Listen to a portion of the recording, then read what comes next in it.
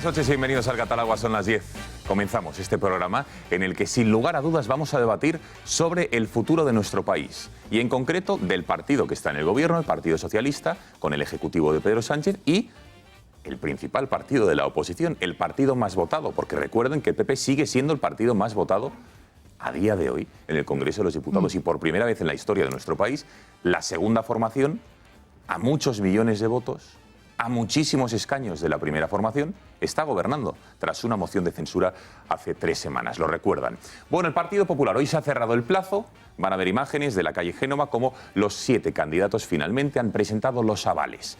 La verdad es que por cifras ha sido sin lugar a dudas Pablo Casado el que ha presentado más avales, el mayor número de votos de votos o de representación de los afiliados del partido. Lo ven ahí, 5.000, en torno a 5.000. María Dolores de Cospedal, la secretaria todavía general del partido, lo va a dejar de ser en esta semana, más de 3.500 el exministro de Asuntos Exteriores, José Manuel García Margallo, y el resto también en torno a 500, el resto de candidatos. Llama la atención, sin lugar a dudas, que Soraya Sáenz de Santamaría, la exvicepresidenta del Gobierno, no ha dado la cifra.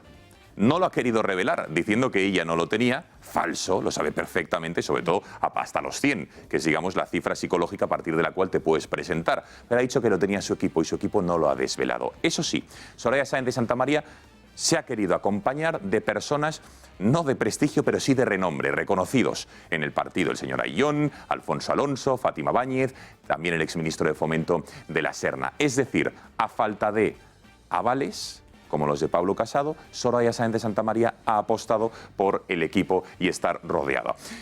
Pero no nos engañemos, son 7, pero 4 son los principales, los claros favoritos. Aquí los ven. ¿Cómo se les podría definir? Pues digamos que buscando una palabra ha costado, pero de alguna manera, sin lugar a dudas, María Dolores de Cospedal dicen que es la mujer del aparato, ha sido la secretaria general desde el Congreso de Valencia, es decir, lleva 10 años y ahora aspira a la presidencia. Es una mujer, sin lugar a dudas, que quiere ser presidenta de nuestro país. Dice que quiere ser la primera mujer que ocupe el Palacio de la Moncloa. Digamos que tiene mochila con el pasado, con los casos de corrupción, o no. Ella dice que lo ha combatido. Ella dice que ha roto con las tradicionales victorias en los feudos socialistas como Castilla-La Mancha. Su marido también siempre tiene la sombra de la sospecha. Hablaremos de María Dolores de Cospedal, de Soraya Sáenz de Santamaría. ¿Qué decir? Son archienemigas, es una tecnócrata. Hoy lo decía el exministro Margallo. ¿Qué proyecto tiene?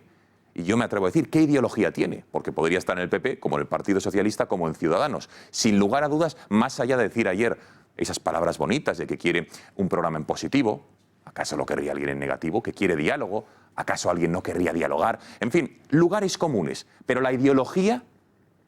¿Cuál es el proyecto? ¿Cuál va a ser el programa electoral de Soraya Sáenz de Santamaría para nuestro país? Más allá de ser una gestora positiva. En fin, vamos a hablar también del perfil. Pablo Casado, sin lugar a dudas, la juventud, es el que más avales ha conseguido, la gran mayoría de Madrid, tiene apoyos bastante, digamos, significados en el entorno del Partido Popular, pero, digamos, más allá que representa una renovación y una regeneración, no solo por la edad, sino por lo que representa en el partido, tiene también la sombra de la persecución que de alguna manera está recibiendo por ese máster o los cursos que ha recibido. Veremos si de alguna manera sale bien parado o no. Y el exministro José Manuel García Margallo, quien va a estar aquí, evidentemente es el más experto, no solo por la edad, sino es una persona que ya lo escuchan aquí, ya la forma en la que plantea, por ejemplo, lo que ha escrito, los tratados, libros, reforma de la Constitución, la relación con Cataluña. Ha sido ministro de Exteriores. Veremos cómo se puede conjugar estas 4 candidaturas. Son los 4 principales favoritos. María Dolores de Cospedal ha dicho que incluso va a intentar integrar tanto a Sáenz de Santamaría como a Pablo Casado. ¿Es eso posible en el Partido Popular? No lo es. A García Margallo le preguntaremos cómo ve a todos los candidatos y cómo ve el futuro del Partido Popular, porque ha llegado a decir que si es las primarias una disputa entre estas 2 señoras, podría ser el fin del partido. Hablaremos de todo ello esta noche, así que pasamos a la mesa a presentarles a los analistas que hoy nos acompañan. Está con nosotros Alberto Sotillos, a quien ya saludamos. Alberto, buenas noches. Buenas noches, ¿qué tal? ¿Cómo estamos? ¿Cómo veis las primarias en el Partido Popular? Interesantes, por primera vez en la historia del Partido Popular. Vamos a ver... No hay dedazo, ¿no? Por primera vez. No lo hay. Y sobre todo vamos a ver que se debatan propuestas, supongo, y espero que ideológicas, que yo no recuerdo también en mi tierna infancia y escasa edad, no recuerdo grandes debates ideológicos en el Partido Popular. Yo creo que es un buen momento para que empecemos y para que el resto de españoles, a los que nos interesa relativamente, porque sabemos que no nos vamos a ver representados, pero saber qué piensan sobre algunas cosas, más allá de los congresos esos en los que votaban las cosas sí o sí. Así que, a ver, hay diferencias en el Partido Popular, hay propuestas que puedan ser más cercanas a algunos ciudadanos, o es el monolítico partido que hemos visto hasta ahora. Muchísimas gracias, Alberto, por estar con nosotros. Asís Timmermans, buenas noches. Muy buenas noches, ¿qué tal? Gracias por estar en El Gato.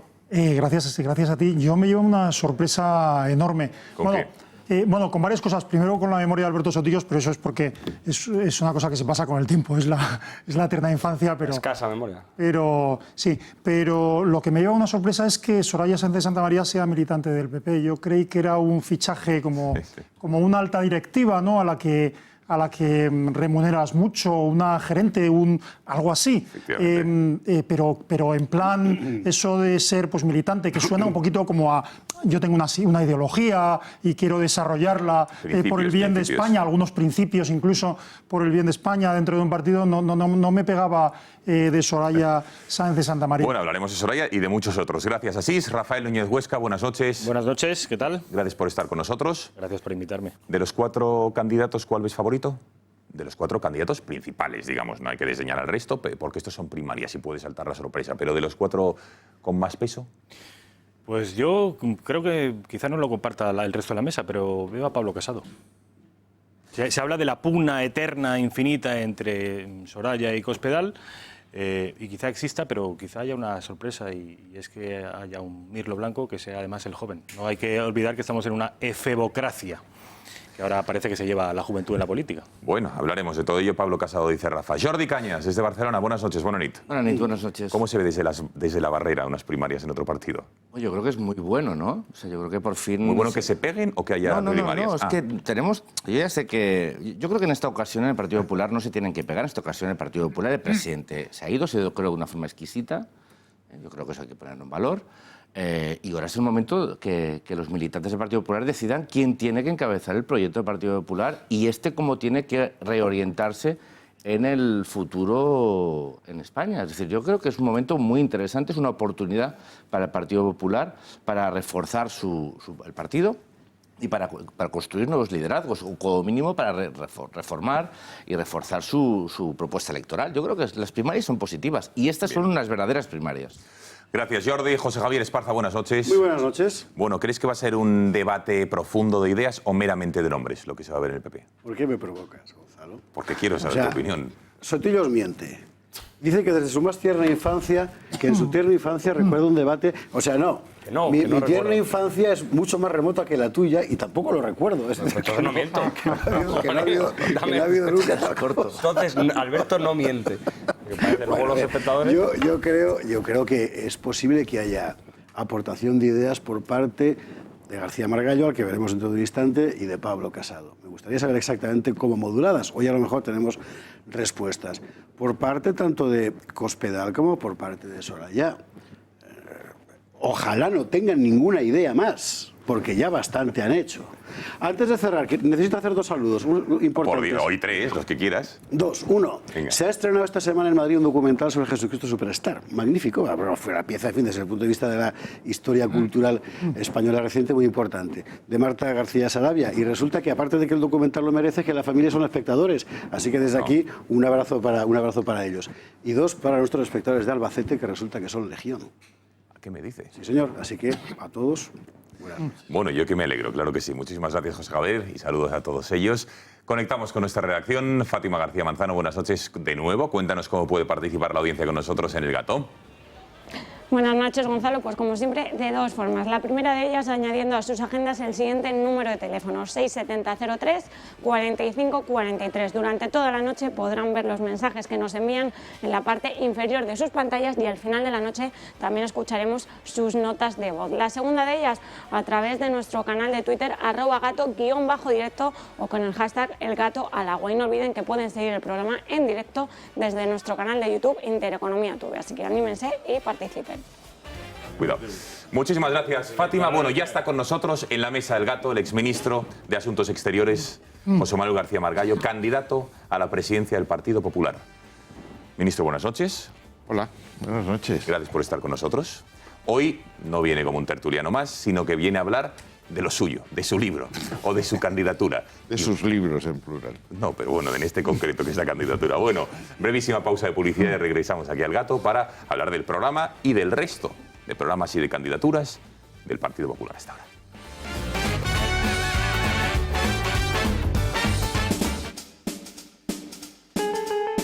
Santa Polero, que t'has deixat tota la vida més calamar.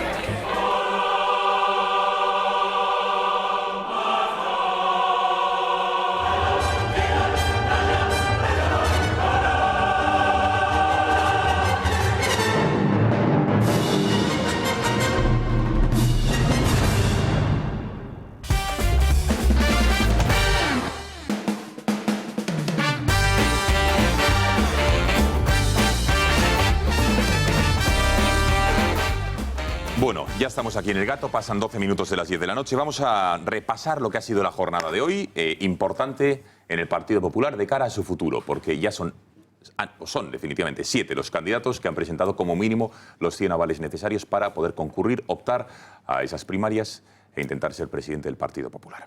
7 candidatos, 4 muy conocidos por todos ustedes, 3 de ellos bastante menos, aunque aquí vamos a dar voz a todos ellos, no los duden. Bueno, vamos a ver algunas de las imágenes de hoy, cómo llegaban a la calle Génova, y vamos a escuchar a los candidatos, porque en ranking o en orden de la presentación, Pablo Casado ha sido el que más avales ha presentado, en torno a 5.000, seguido de lejos por parte de María Dolores de Cospedal, quien ha conseguido entregar más de 3.300, 3.336 concretamente.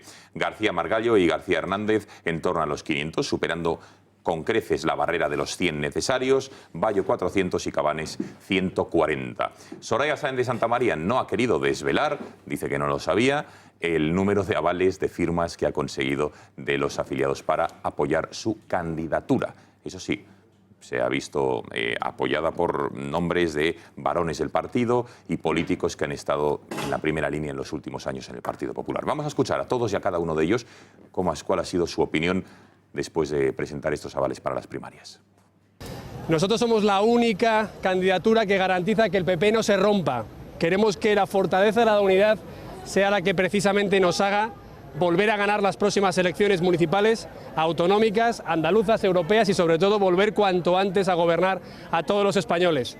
Por eso lo que queremos decir a partir de ahora es a todos los afiliados que se inscriban.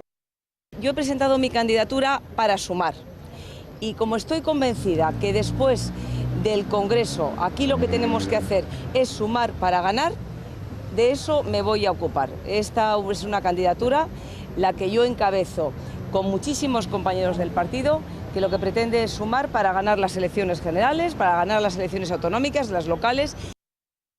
Pero ya saben que con arreglo a nuestras normas, el que preside el Partido Popular es el candidato para las siguientes elecciones.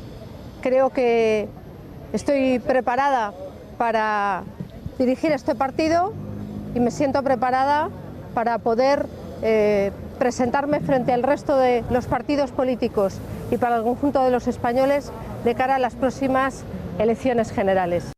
Y en cuanto a candidatura de integración, yo ahora mismo no he hablado con ellas, no sé exactamente qué opinan para el partido. Yo sí que sé que llevo una idea de partido que tiene que ser, las bases tienen que oírse y no podemos no puede haber tanta diferencia entre las bases y las de arriba. Creo que no tienen claro lo que el concejal, el ciudadano, el militante, lo que necesita para este partido. Y yo veo muy difícil que mi candidatura se una a ninguna otra. Bueno, don José Manuel García Margallo, muy buenas noches. Hola, buenas noches. ¿Cómo está usted? Pues muy bien. Empieza maratón, un periplo, complicado. Ajetreado, duro, televisiones, rutas, viajes. Bueno, yo no recuerdo en mi vida etapas planas, todas han sido etapas de montaña. Bien, le gusta a usted. ¿Cómo ha sido la recogida de esos 500 avales? ¿Le ha costado mucho? Cuéntenos. Bueno, es obvio que me ha costado más que algunos de mis competidores, es decir, yo no tenía ni tengo poder orgánico ni poder territorial. Es obvio que cuando ocupas la Secretaría General del partido, cuando estás en la vicesecretaría, estás en Nuevas Generaciones, o tienes un poder territorial a través de delegados y subdelegados del gobierno, como ha tenido el vicepresidente del gobierno, es más sencillo. No era mi preocupación, este era un requisito a cumplir y he de decir que ha sido muy artesanal. Esto ha sido una coalición de voluntarios.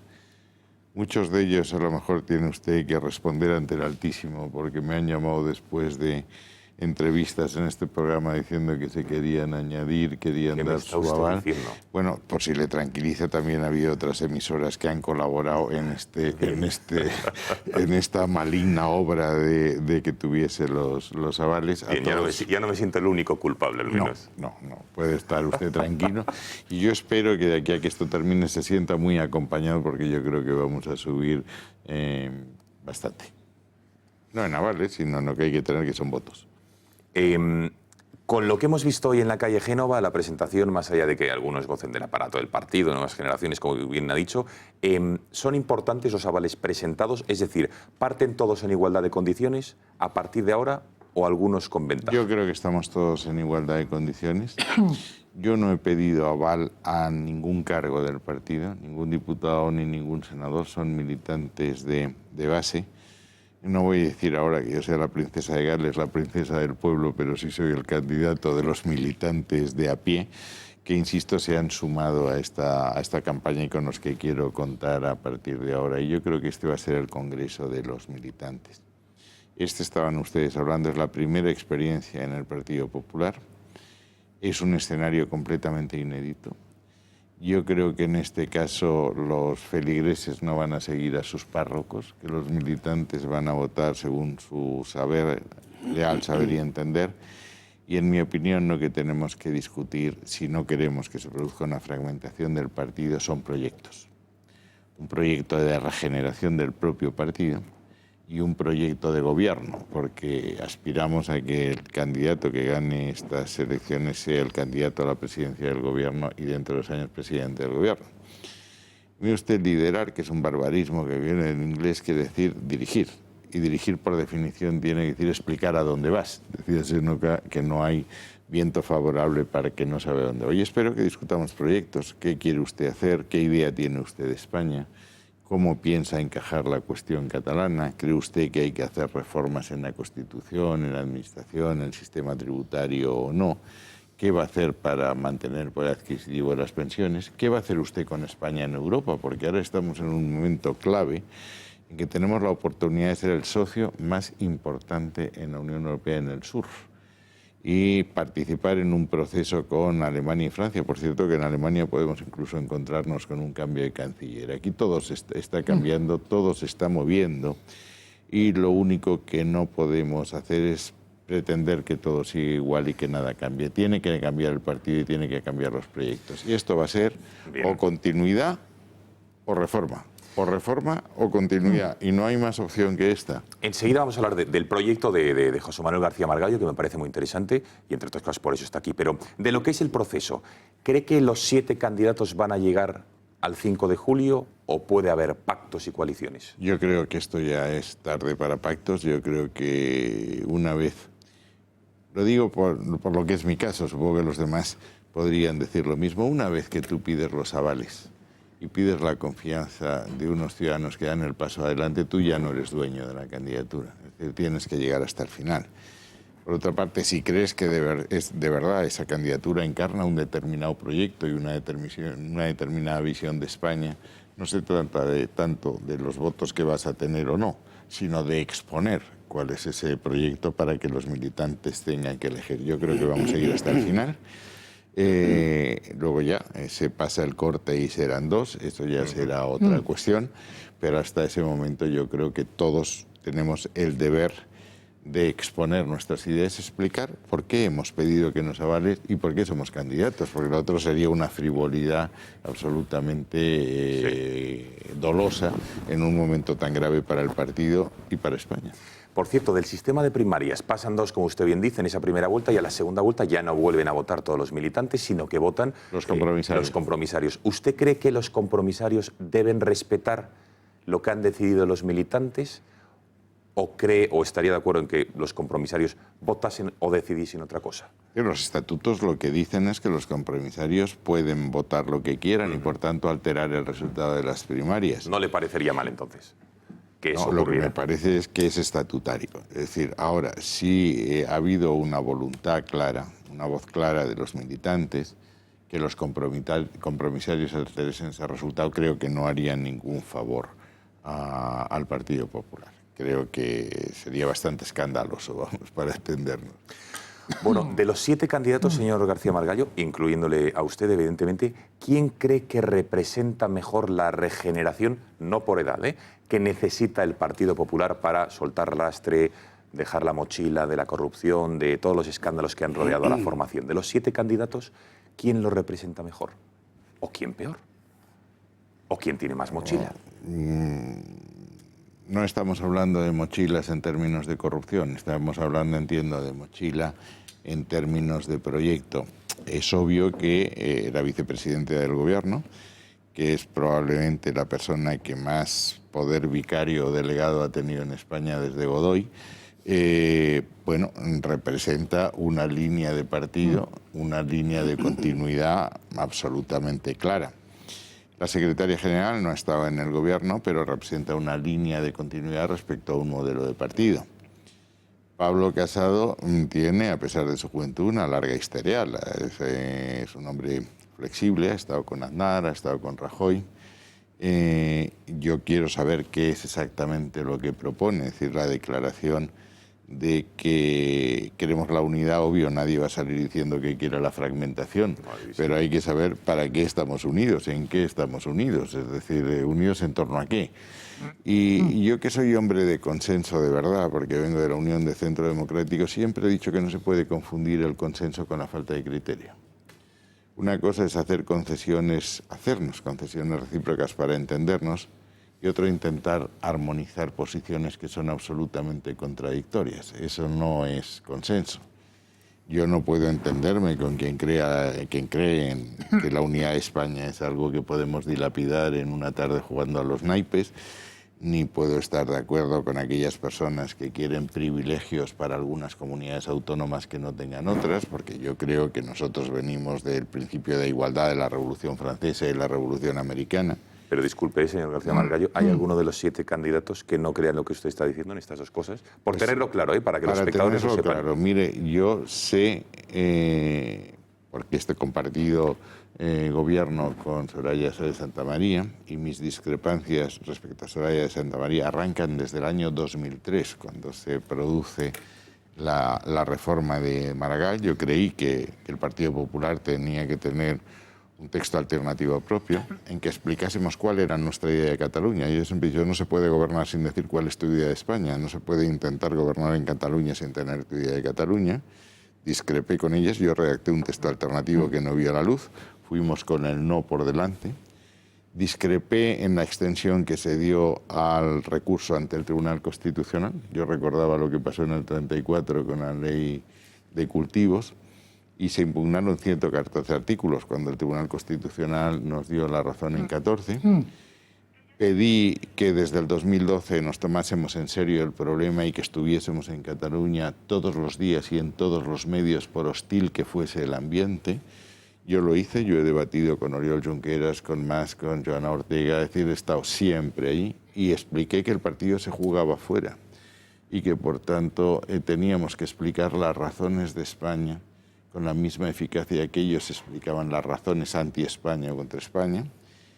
Yo pedí que en el 9 de noviembre del 2014 se destruyesen las urnas, y si hubiese sido preciso haber aplicado un 155 para poner los Mossos de Escuadra a las órdenes del Ministerio de Interior y entrar en la cárcel de Lérida, donde estaban las papeletas y las urnas, y al mismo tiempo haber abierto un proceso de negociación en aquellas cosas que se pueden discutir.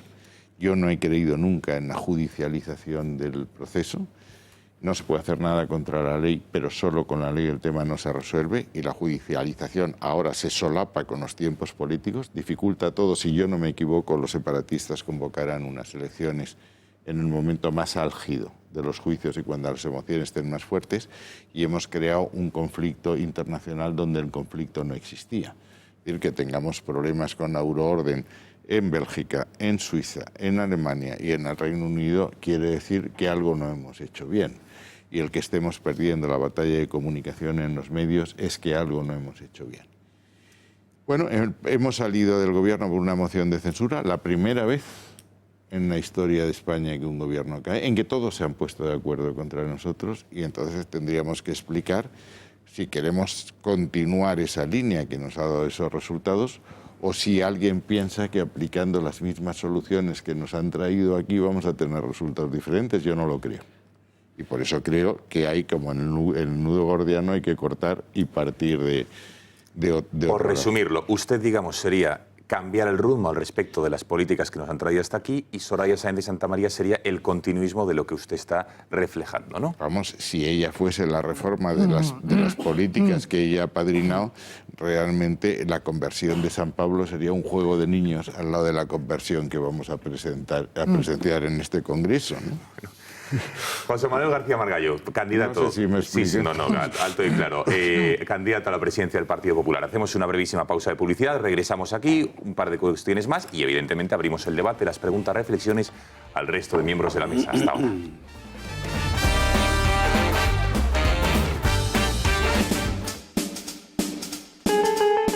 Santa Polero, que t'has deixat tota la vida que és cada mar.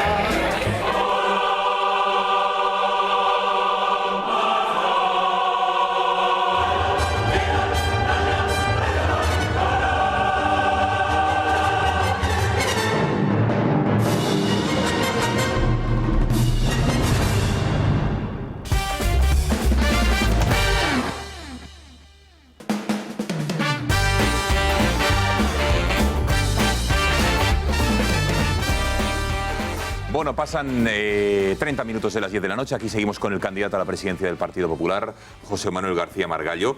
Interesante.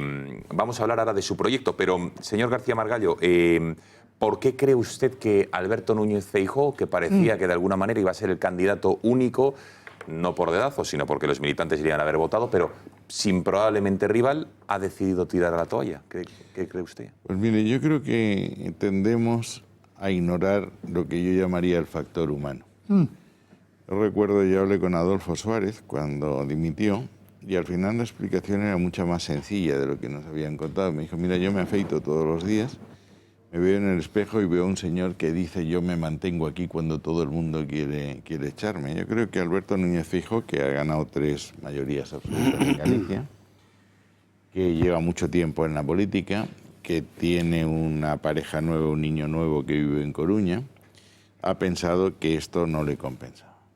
Cualquiera de nosotros debe además saber que probablemente tenga razón, porque lo que viene no va a ser sencillo. Es decir, vamos a seguir con un rosario de sentencias judiciales que amargan la vida de cualquiera que esté en la dirección del partido, y tenemos un tiempo limitado para cambiar el partido y cambiar nuestro proyecto de convivencia nacional. El no cambiarlo nos lleva al desastre. Y bueno, pues ha pensado que esto no le entretenía, que no se encontraba con fuerzas, y no lo ha hecho. Y esa es un poco la explicación. Bueno. Que le hayan aconsejado que fuese prudente, pues no lo sé. Claro. ¿Hay algún rumor? Lo digo porque rumores hay de todo tipo, señor García Margallo. Va a ir usted absolutamente de todo en el tiempo que nos resta. Bueno, ha dicho usted me pregunta cuando hay un rumor, yo le prometo que le digo si es verdad o es mentira. Pues venga, evidentemente. Ha dicho usted que si esto se convierte en una guerra de las dos rosas, podemos decir, una guerra entre Soraya y Cospedal, se va a acabar con el partido. ¿A qué se refiere?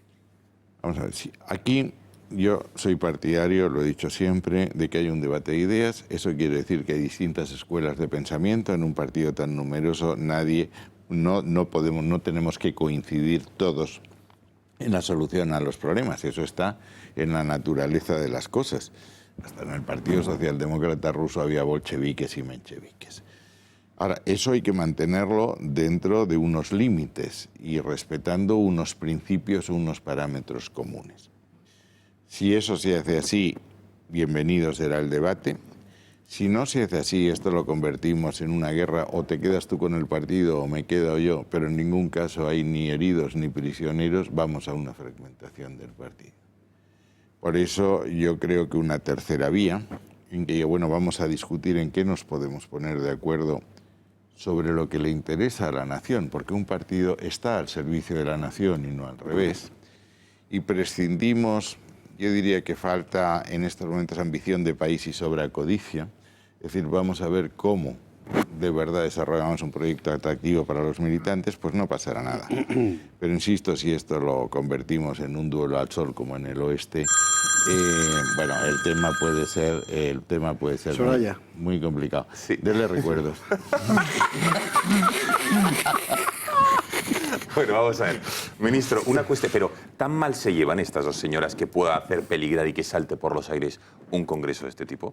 Porque usted está claro que, desde luego, desde el máximo respeto, discrepa ideológicamente en lo que ha sido y con los hechos concretos que usted nos ha narrado con la ex vicepresidenta. Pero entre ambas, ¿usted le consta qué relación tienen entre ambas? Hombre, no parece que sea una relación fraternal, lo miro desde fuera, pero vamos, ahí no parece que se repartan halagos y sonrisas. Entonces, bueno, es que en política no puedes actuar con las vísceras. En política solamente actúas con las vísceras cuando se trata del amor a tu país, en los símbolos y tal. En lo demás tienes que dejar las vísceras aparte. ¿Quién actuó con las vísceras? Yo creo que, por lo que veo, ya comenté que estoy en las interioridades, que hay una falta de empatía, una falta de química, y eso es gravísimo.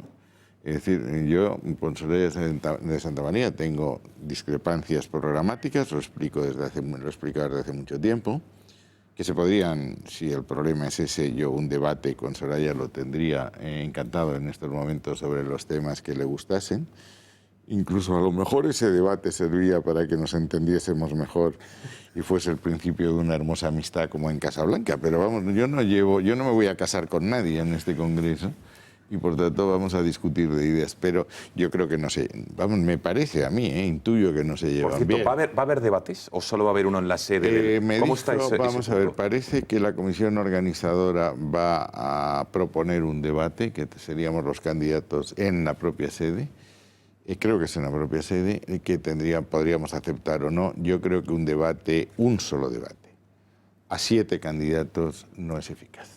Y yo sería muy partidario de debates en el resto de los medios públicos, enfocando los temas sectoriales.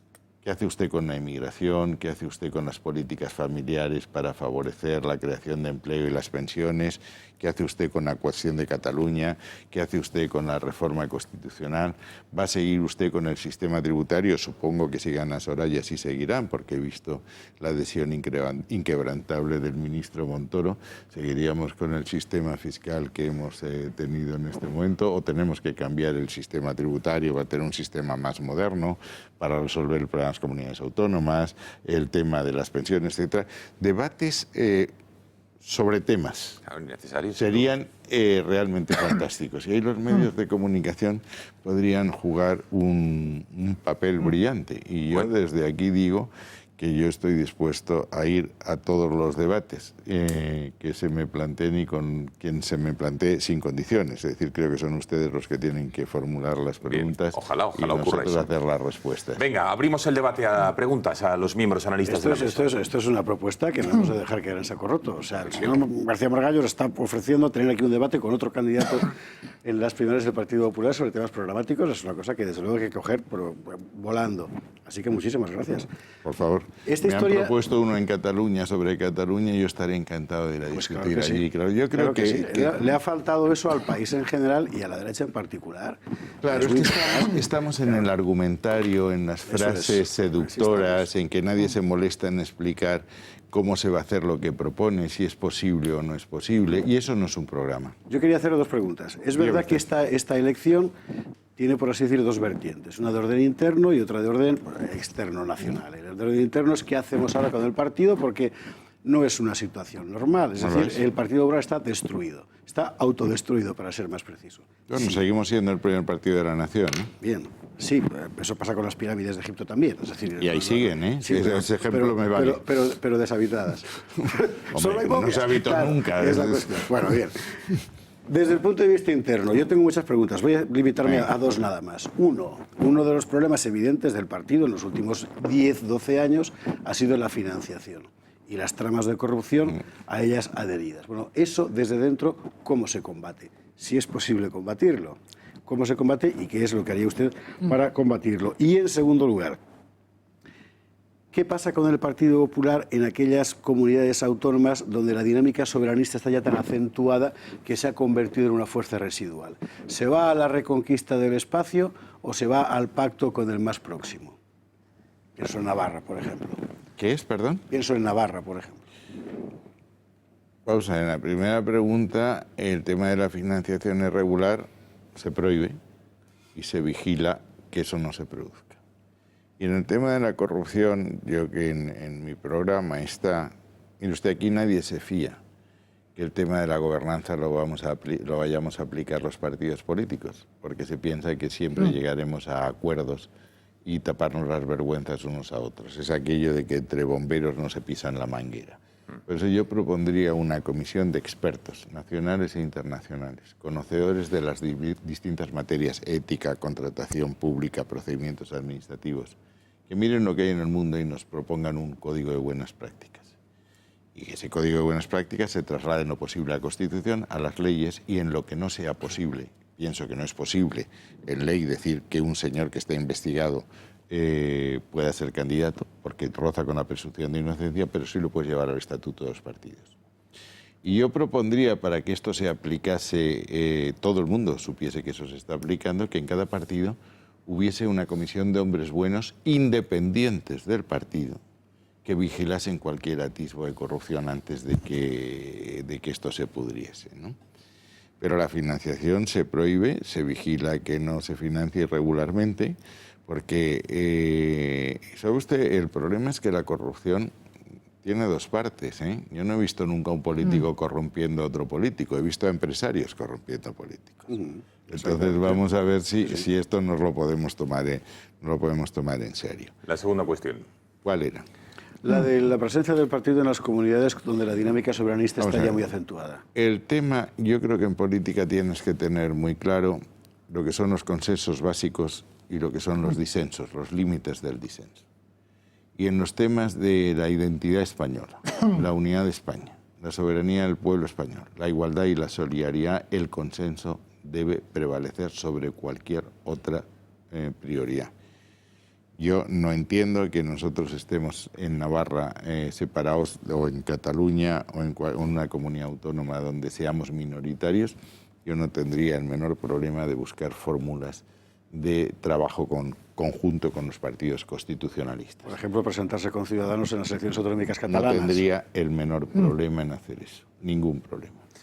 Yo creo que hay que saber lo que es importante y lo que no lo es, y yo en ese tema creo que lo importante es la defensa de la Constitución, que es algo que decimos todos, pero hay algo previo a la Constitución, que es el sujeto constituyente, que es el demos constituyente, que es la nación. Y cuando eso se pone en peligro, mire usted, las diferencias se aparcan, ¿eh? Y aparte yo no veo tampoco grandes diferencias con Ciudadanos en muchos temas, pero a lo mejor es que tengo una miopía política que... A ver, Rafa, venga, más cuestiones. Bueno, yo primero una reflexión y luego le haré una pregunta, señor Margallo. Muy bien. Con respecto a la reflexión, no sé si está usted de acuerdo conmigo que desde el año 2014, desde exactamente las europeas del año 2014, las que aparece Ciudadanos y las que rompe, descolla Podemos, se produce un cambio en la imagen que proyectan los políticos a los españoles y se instaura lo que se podría denominar una efebocracia. A partir de ese momento, la media de edad de los partidos, quizá impulsado por el liderazgo de Albert Rivera, ahora de Inés Arrimadas, de Pablo Iglesias, de Íñigo Errejón, de toda esta gente que van al hormiguero, que se van a escalar montañas con el Planeta Calleja, que juegan a fútbol el día antes de unas elecciones. Pedro Sánchez no tiene más de 42 años, que sustituye a Rubalcaba en el PSOE, que era sexagenario o casi septuagenario. Es decir, se ha producido una revolución demográfica y la media de edad de los partidos se ha visto notablemente rebajada. Esto, yo creo que la juventud es un valor cuando estamos hablando de tenistas o de futbolistas. Yo creo que estamos cometiendo un error con la política española al darle un valor per se a la juventud. Esta dinámica que a mi juicio existe en estos momentos, opera contra sus intereses. Los intereses del señor Margallo, probablemente hace 7, 8 años, el señor Margallo se hubiera llevado de calle estas primarias, porque es un hombre que viene de la UCD, porque es un hombre que conoció personalmente al presidente Suárez, con toda la mística que rodea aún al presidente Suárez, porque es un hombre políglota, porque es un hombre intelectualmente que seguramente le da 1000 vueltas al resto de candidatos, porque es un hombre que escribe libros, porque es un hombre con una larga experiencia. Todo esto... ¿Le quieres dar tu aval, Rafa? Lo digo porque... Yo se lo daría. Todo esto, desgraciadamente, yo creo que hoy no se ve premiado, sino todo lo contrario. Esta es la reflexión. Bien. Con respecto a la pregunta, sí que es cierto que usted ha sido, y esto ha traído algunas polémicas, en tanto que usted era el representante del Ministerio de Asuntos Exteriores, que se dedicara a los asuntos catalanes con más ímpetu que el resto de ministros, levantó algunas suspicacias.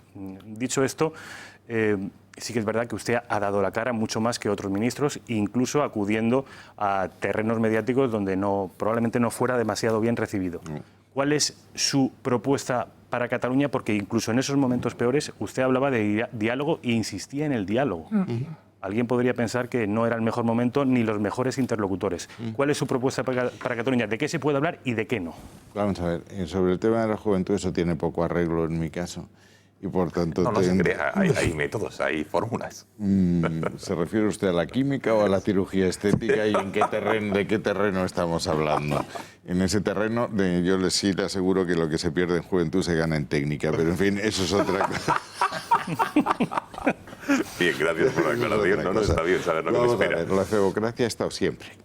Usted mire cuáles han sido nuestros líderes, Suárez, González, Aznar, Zapatero, siempre han sido muy jóvenes.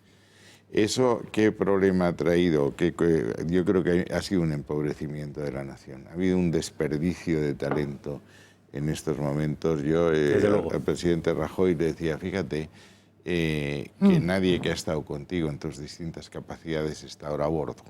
Yo te digo, solo en exteriores tú podías contar con gente que no quiere nada, que no pide nada, porque ya lo hemos sido todo. Y lo único que queremos es ayudar. Oreja, Pérez de Orca, Piqué, Matute, Ana Palacios. Si va usted a otras carteras, tiene usted exactamente la misma cantera.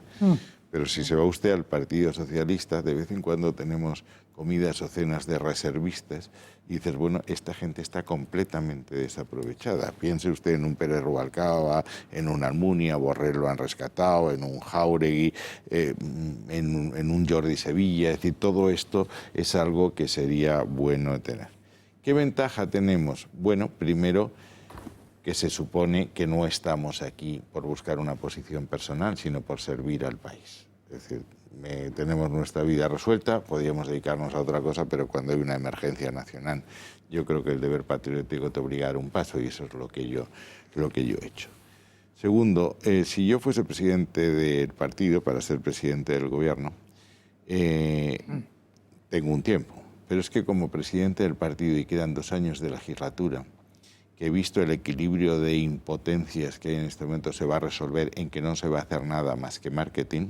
Ya hemos dicho que el presupuesto que era infumable ya no es tan infumable, que la ley de reforma laboral que era insostenible ya no lo es tanto, que la financiación autonómica que era la gran reforma tampoco se va a hacer. Yo creo que vamos a seguir pues con gestos como los que estamos haciendo y que eso es muy malo para España.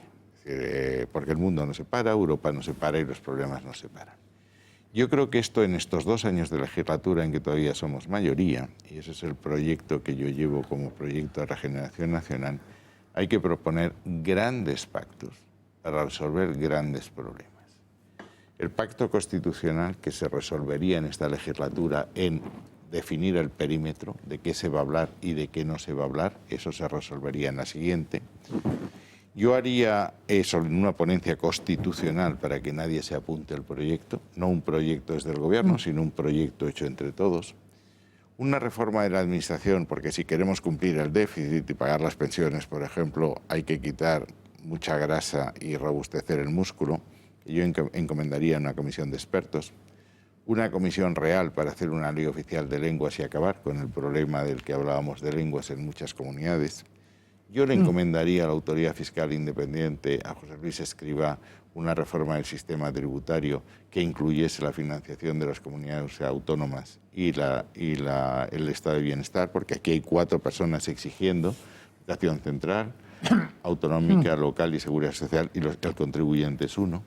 Un gran pacto de gobernanza, pero yo creo que el sistema tributario hay que cambiarlo de raíz. Es decir, yo creo que es uno de los problemas que nos ha traído hasta aquí. Por eso me intranquiliza que en la candidatura ganadora pueda estar Cristóbal Montoro, que es muy amigo mío, como todo el mundo sabe, pero cuyas ideas no comparto, es decir, porque es que hemos triturado a la clase media, que son nuestros votantes. Es decir, yo creo que estamos en unos principios del 77. Ya no ¿Nunca lo dijo o se opuso a la política impositiva fiscal de Montoro cuando estuvo en el gobierno? En todos y cada uno de los momentos, y por si eso no era claro, hice varios libros en imprenta, que di a la imprenta diciendo esto es insostenible, desde una reforma fiscal para España en el año 95 hasta muchos otros. Yo creo que... Y además es un problema, mire usted, el problema de la administración es que no es literatura, es que tenemos una administración muy poco moderna. Yo estoy viendo ahora los índices del World Economic Forum de competitividad, se examinan 144 países. España está en el nivel 100 o debajo de 100 en temas impresionantes. Crear una empresa, poner a funcionar una empresa, impacto de los impuestos en la innovación, trabas burocráticas, lentitud de la justicia, todo eso hay que reformarlo. Entonces vamos a reformarlo entre todos para que nadie se apunte el tanto, resolvamos los grandes partidos nacionales, vamos a elecciones y a quien Dios se la dé, San Pedro se la bendiga, pero no nos paremos. Bueno, entonces venga. Yo propongo eso y necesito un año, que es lo que tuvo Suárez para hacer la gran reforma. El año mágico de Suárez fueron exactamente 12 meses. Bien. Bueno, ministro, sí que le pido que, por favor, aseguro que llego. Le pido más brevedad en sus respuestas porque queda todavía 3 por hablar y el tiempo se nos está echando encima. Venga, Sotillos. Yo seré muy rápido, señor ministro. Dos preguntas casi telegráficas. Hemos visto a Pablo Casado con una de sus fuerzas que ha presentado no solamente los avales en caja, que es como muy usual, sino que iba rodeado de un equipo. El resto de candidaturas tienen nombres que les apoyan, significativos, menos significativos, pero son relevantes. Nos faltaría saber una parte de qué equipo le corresponde, qué iba detrás de usted, o sea, con quién se apoya y cómo lo va a construir. Y luego, casi más breve, si no gana, porque las primarias son así, ¿qué cree que gana usted presentándose a estas primarias? No sé, en primer lugar, mañana hago público mi equipo, por tanto no voy a... ¿Qué me dice? Pues adelántenos algo, por Dios, ya que está aquí. Deme la exclusiva, que le pregunto. Soy una persona honorable y mi decoro me impide el anunciar eso. Se anunciará en una rueda de prensa, es un magnífico equipo. ¿Ni una pista? ¿Un enigma? Ninguna. Son muy, muy buenos, si no, no os hubiese escogido. Sí. Y segundo, lo que sí quiero decir, bueno, si pierdo, pero logro que el debate congresual gire sobre las grandes reformas que España necesita, me daré más que por satisfecho. Esto es muy parecido a lo que ocurrió en el 98, cuando perdimos nuestros últimos territorios ultramarinos. Hubo quien habló del fines Hispania, que había que romper amarras con un barco que se hundía, y hubo los regeneracionistas que se volcaron sobre una España sin pulso para ponerla en marcha. Y eso es lo que yo creo que hay que hacer ahora. Si logro eso, pues me daré por satisfecho y les invitaré a ustedes a visitarme en Javea, donde lo pasaremos divinamente. Así. Retomo, señor ministro, y amplío una pregunta de Javier Esparza que creo no ha respondido. A ver. ¿Permitiría usted que un ministro de Asuntos Exteriores, como tal ministro de Asuntos Exteriores, debatiera con un líder separatista en televisión? En primer lugar. En segundo lugar, dialogar con Cataluña no debería ser dialogar por primera vez con Cataluña.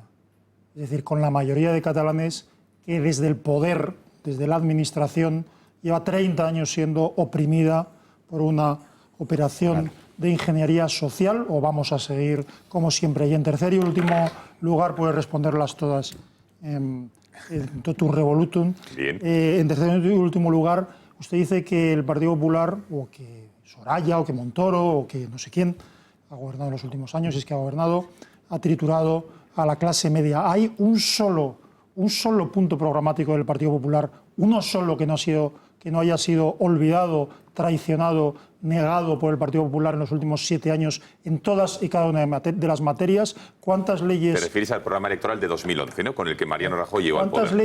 ¿Cuántas leyes agriamente criticadas del Partido Socialista ha modificado el Partido Popular, sí que salvo cosméticamente, que solo se me ocurre una? Es decir, exactamente qué cosa de las que conformaban ese supuesto ideario del Partido Popular ha cumplido el gobierno de Rajoy, en el que usted tantos años ha formado parte. A ver, responde el ministro. Un ministro de Exteriores... Perdone, porque ha sido muy largo, pero por favor solo responda... iba a responder al ministro de Exteriores. Sí. Le acabo de interrumpir indebidamente y mis disculpas. Un ministro, incluso el ministro de Exteriores, no es el director general de Correos. Forma parte de un órgano solidario que discute de política. Y para mí el tema del separatismo, porque vengo del País Vasco, ha sido el tema central de mi vida. Por tanto, yo no podía dejar de opinar sobre el tema de Cataluña cuando creía que se estaba yendo por la senda equivocada. Segundo, yo no podía permanecer impasible cuando había un silencio clamoroso por parte de las fuerzas constitucionalistas en Cataluña y nadie daba réplica a lo que allí se estaba diciendo. Tercero, cualquier conocedor, medianamente conocedor de lo que pasa en el mundo, sabe que el problema de Cataluña, la cuestión catalana, se estaba jugando fuera. Si hubiese sido un problema interno, se prohíbe y hemos terminado. Pero una independencia, para ser efectiva, necesita dos cosas: control de población, fronteras y territorio y reconocimiento internacional. Y muy especialmente de la Unión Europea, y de eso el que entendía era yo. Entonces yo dije, mire usted, aquí hay que hacer una operación, y se hizo. Naciones Unidas hizo 3 resoluciones condenando la secesión unilateral, una específica en el caso de Crimea, y presidiendo el Consejo de Seguridad conseguir una resolución votada por los 193 países que forman parte de Naciones Unidas, diciendo, salvo que en los 3 supuestos clásicos de colonias, territorios ocupados militarmente o territorios donde se niegan los derechos a los ciudadanos, prima el principio de integridad, y que exhortaban a todos los demás países a no reconocer una secesión unilateral. Recorrí el mundo, países bálticos, Escocia, Israel, etc., y conseguimos que no hubiese ni un solo gobierno que demostrase simpatía para eso. Y eso es política exterior. Y decir que un ministro de política exterior no puede irse a Cataluña a explicar si ustedes no van a ser reconocidos jamás por Naciones Unidas.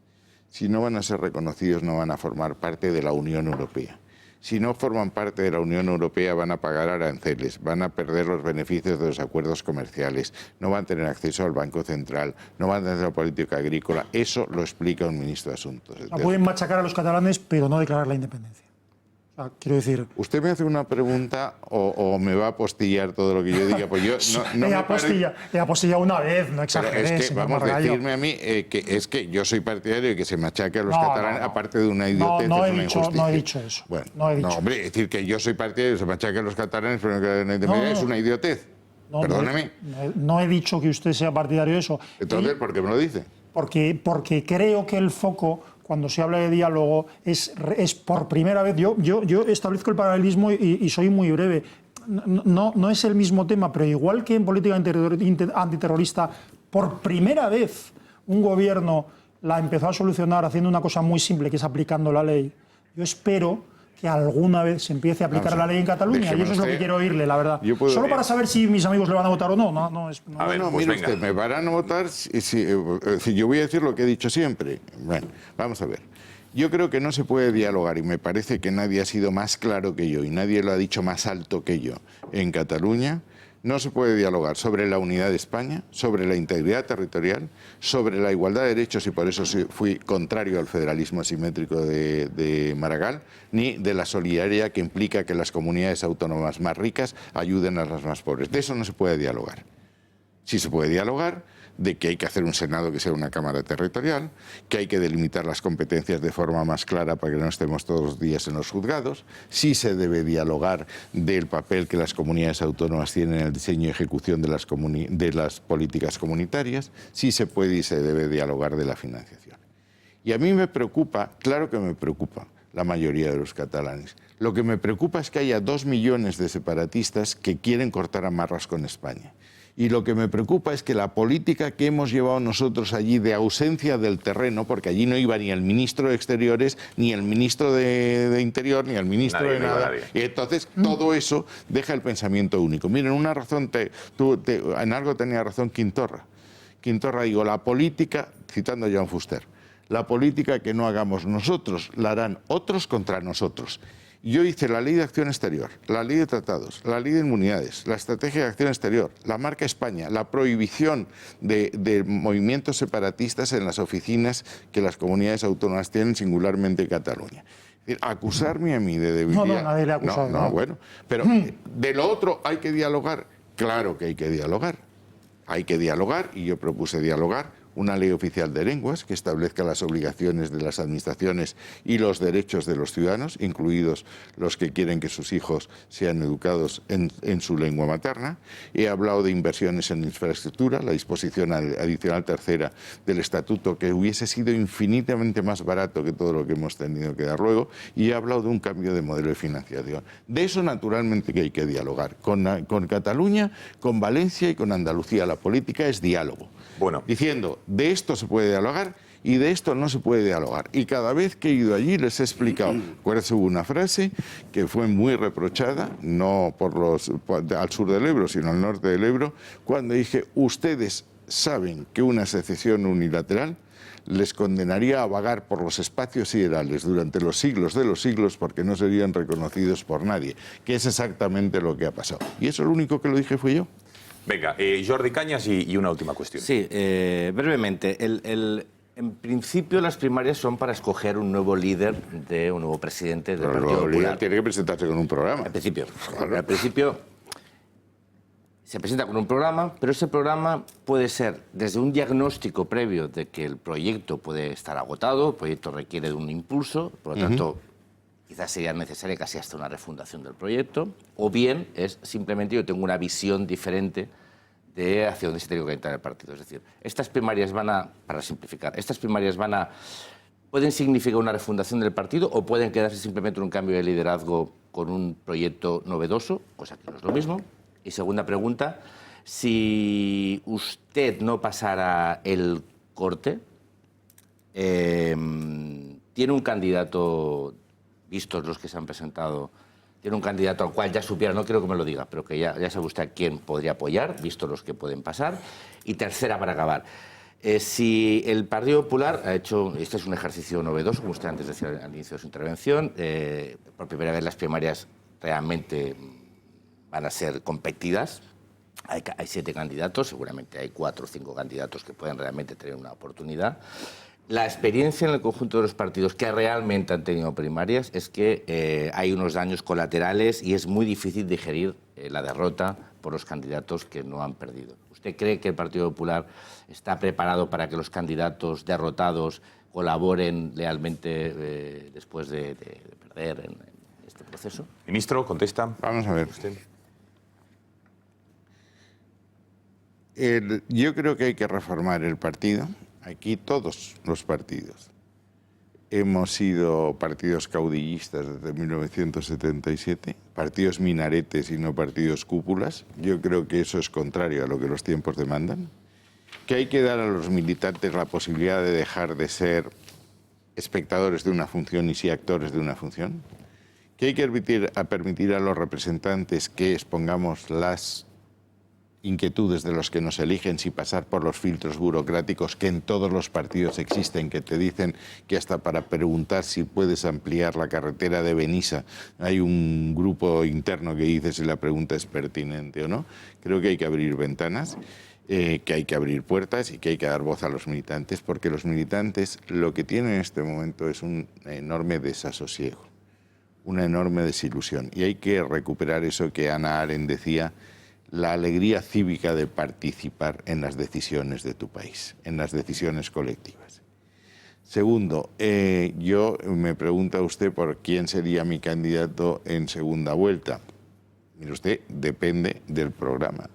Es decir, si coincide con lo que es mi visión de España, pues votaré a aquel que más se aproxime. Pero de los que ya conoce, porque los conoce a todos, han sido excompañeros de Pero es que gobierno. pero es que me va a perdonar, pero es que yo todavía no conozco el programa de ninguno de ellos. Es decir, yo tengo el inconveniente y la ventaja que mi programa está negro sobre el blanco, lo cual les da enormes ventajas porque lo pueden criticar con conocimiento de causa. Es que los programas de los otros candidatos no los conozco y espero que los expongan en primarias. Es que hasta ahora alguien sabe qué propone Pablo Casado, aparte de tener 5.000 avales, ¿para hacer qué? ¿O cuál es el programa de la vida? Bueno, Pablo Casado sí que lo esbozó aquí más o menos el otro día, pero ¿Ah, de sí? Soraya Sáenz de Santamaría sí que no se conoce absolutamente nada. Pues entonces cuando los conozca, Pablo Casado tiene un programa. Bueno, pues me encanta. Muy bien, pues lo analizaré con detalle. No sé si será muy largo, pero lo analizaré con detalle. Bueno, por tanto, por cierto, cuando lleguemos a la segunda vuelta... Será ecléctico, seguro. No, mire, lo que no se puede ya es confundir los programas con un argumentario. No estoy hablando de Pablo Casado. Es decir, de frases que sean seductoras, que suenen bien, pero que no digan nada. Eso ya lo hemos denunciado, yo he oído efectivamente. a algún ministro muy relevante en este segundo gobierno que decía, cuestión catalana, dice, vamos a actuar de forma inteligente y proporcionada. Hombre, claro, no va a decir usted que va a actuar de forma estúpida y desproporcionada. Efectivamente. Pero sí damos Bueno, un por pasito cierto, más. ¿cómo está viendo el todavía presidente Mariano Rajoy este proceso? ¿Ha dicho que habla usted con él esta mañana? Yo creo que esta mañana pues, le he llamado, me han llamado de Alicante y dice, oye, no te puedes imaginar cómo le han recibido en Santa Pola, en la puerta del registro. Digo, bueno, presidente, creo que estás arrasando. Y claro, me dice, bueno, como esto sigue así, me presento a las primarias. Digo, bueno, le veo en un momento de su vida de un cambio muy serio, de descompresión, cuando uno deja un cargo político con que estás con la adrenalina a tope y de repente esto se para, y los teléfonos dejan de sonar y nadie te pregunta qué es lo que opinas, pues se te produce un shock. Entonces lo tiene que recuperar, se tiene que recuperar. Yo lo he visto tranquilo. Mire, esto me ha contado que a las 7 de la mañana ya estaba corriendo por Alicante. Sí, pero llega un poco tarde en su primer día de colegio. Pero bueno, es que lleva 28 años sin conocer el horario del registro, o sea que eso es explicable que uno se confunda. Por cierto, usted ha mantenido la amistad con él pese a su salida de gobierno, ¿no? Pese a su salida de gobierno y no compartir su salida de gobierno, porque usted no se quería ir, digamos. No, vamos a ver, yo desde antes de ser ministro, yo le he mandado, tengo una correspondencia que algún día publicaré, en que le explicaba lo que creía que había que hacer y en muchas cosas no coincidíamos. O sea, él sabía perfectamente lo que compraba, él ya sabe que yo defiendo siempre mis ideas con un punto de terquedad. Y sí, en el gobierno defendí cosas que eran contrarias a lo que él creía. Yo defendí el tema de la intervención en Cataluña en 2014, la reforma constitucional, la reforma tributaria, y no pasó nada. Y hubo un momento en que esas discrepancias eran tan difícilmente armonizables con el núcleo ganador, que tuve que salir del gobierno, cosa que yo sabía. A partir de ahí, luego he seguido hablando y lo único, la amistad, bueno, me ha dicho, entenderás que no te puede avalar porque soy neutral. Digo, lo entiendo perfectamente. Bueno, y una última cuestión, que yo creo que a los espectadores... Pero ha sido un gran presidente. La labor que ha hecho se reconocerá algún día, sacar a este país de la quiebra en la que estábamos, con una pérdida de recaudación de 70.000 millones de euros. Pero a eso iba, ministro, pero digamos que un país o la política no es solo la economía, lo que se ha aferrado, aferrado. Todos los afiliados del PP que consideran que este gobierno, que Mariano Rajoy, digamos que perdió la ideología, que solo estuvo por la economía. Eso no es verdad. Bueno, yo le pregunto, ¿y por qué se han mantenido, y es lo que quiero saber, qué opinas tú que va a hacer con la ideología y las leyes más ideológicas de Zapatero que permanecen en el tiempo? La ley de memoria histórica, de igualdad, del aborto, al final la identidad de género. De todo esto, ¿qué opina José Manuel García Margallo? Porque el afiliado del PP quiere saberlo y está desencantado con que solo se haya centrado el gobierno en la economía. Esa sensación que tienen. Bueno, es que hubo un momento en que no había más que economía. Es decir, si a usted le gusta navegar y estás al borde del naufragio, lo que tienes es que sacar el agua y mantener el barco a flote, y no era evidente, ¿eh? Es decir, si no lo hubiésemos sacado a flote, las pensiones hubiesen perdido un 30% de poder adquisitivo. Pero una vez ya a flote, ¿qué opina García Margallo de todas estas leyes de la izquierda? leyes de la izquierda. Es que no puedo contestar en un segundo a todas y cada una de las leyes. Si hablamos de memoria histórica... No, y además creo que usted tiene que ir, que tiene otros compromisos. Por eso sí que leer... No, vamos a ver. Yo creo que el Partido Popular es un partido que definió su ideología en el Congreso de Sevilla en 1989, cambia el nombre, cambia su adscripción ideológica en el Parlamento Europeo y de estar con los conservadores británicos y daneses pasa a formar parte del Partido Popular Europeo, la Internacional Demócrata Cristiana, que tiene una ideología muy clara, un mercado que funcione, compensación social, dignidad de la persona, derechos humanos, respeto a la ley, instituciones internacionales. En eso somos absolutamente canónicos.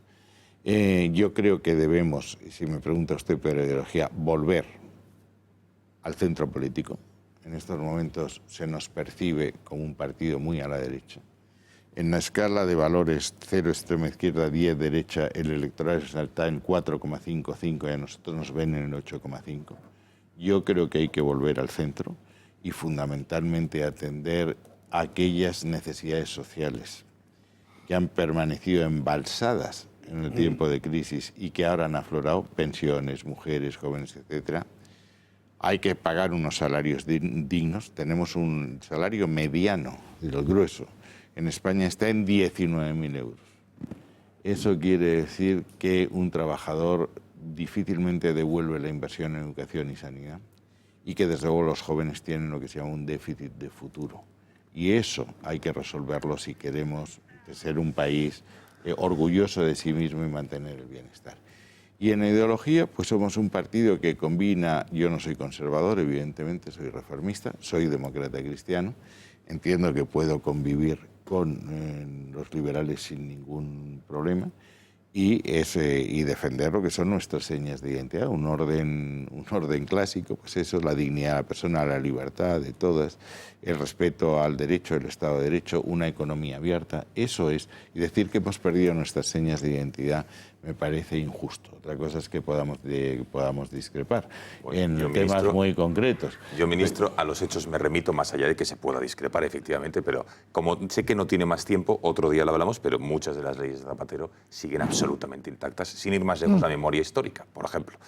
La memoria histórica, mire usted, eso tenemos que abordarlo en serio. En España lo que hubo es una guerra civil y hubo dos bandos. Se llevó a la guerra civil porque ninguno de los dos bandos aceptó el resultado de las urnas. Es decir que fue un golpe de Estado es solo parcialmente cierto.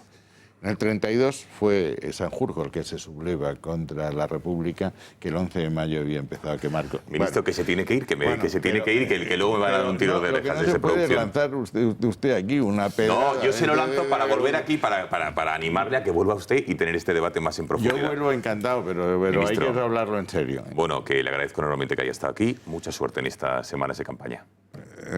Ánimo no me va a faltar. Yo sé que en el fondo usted reza todos los días para que yo gane, cosa que le agradezco.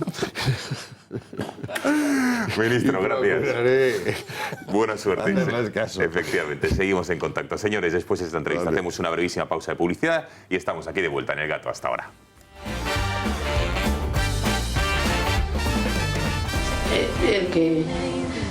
El tener que dar las llaves en las notarías de todo el esfuerzo de mis padres.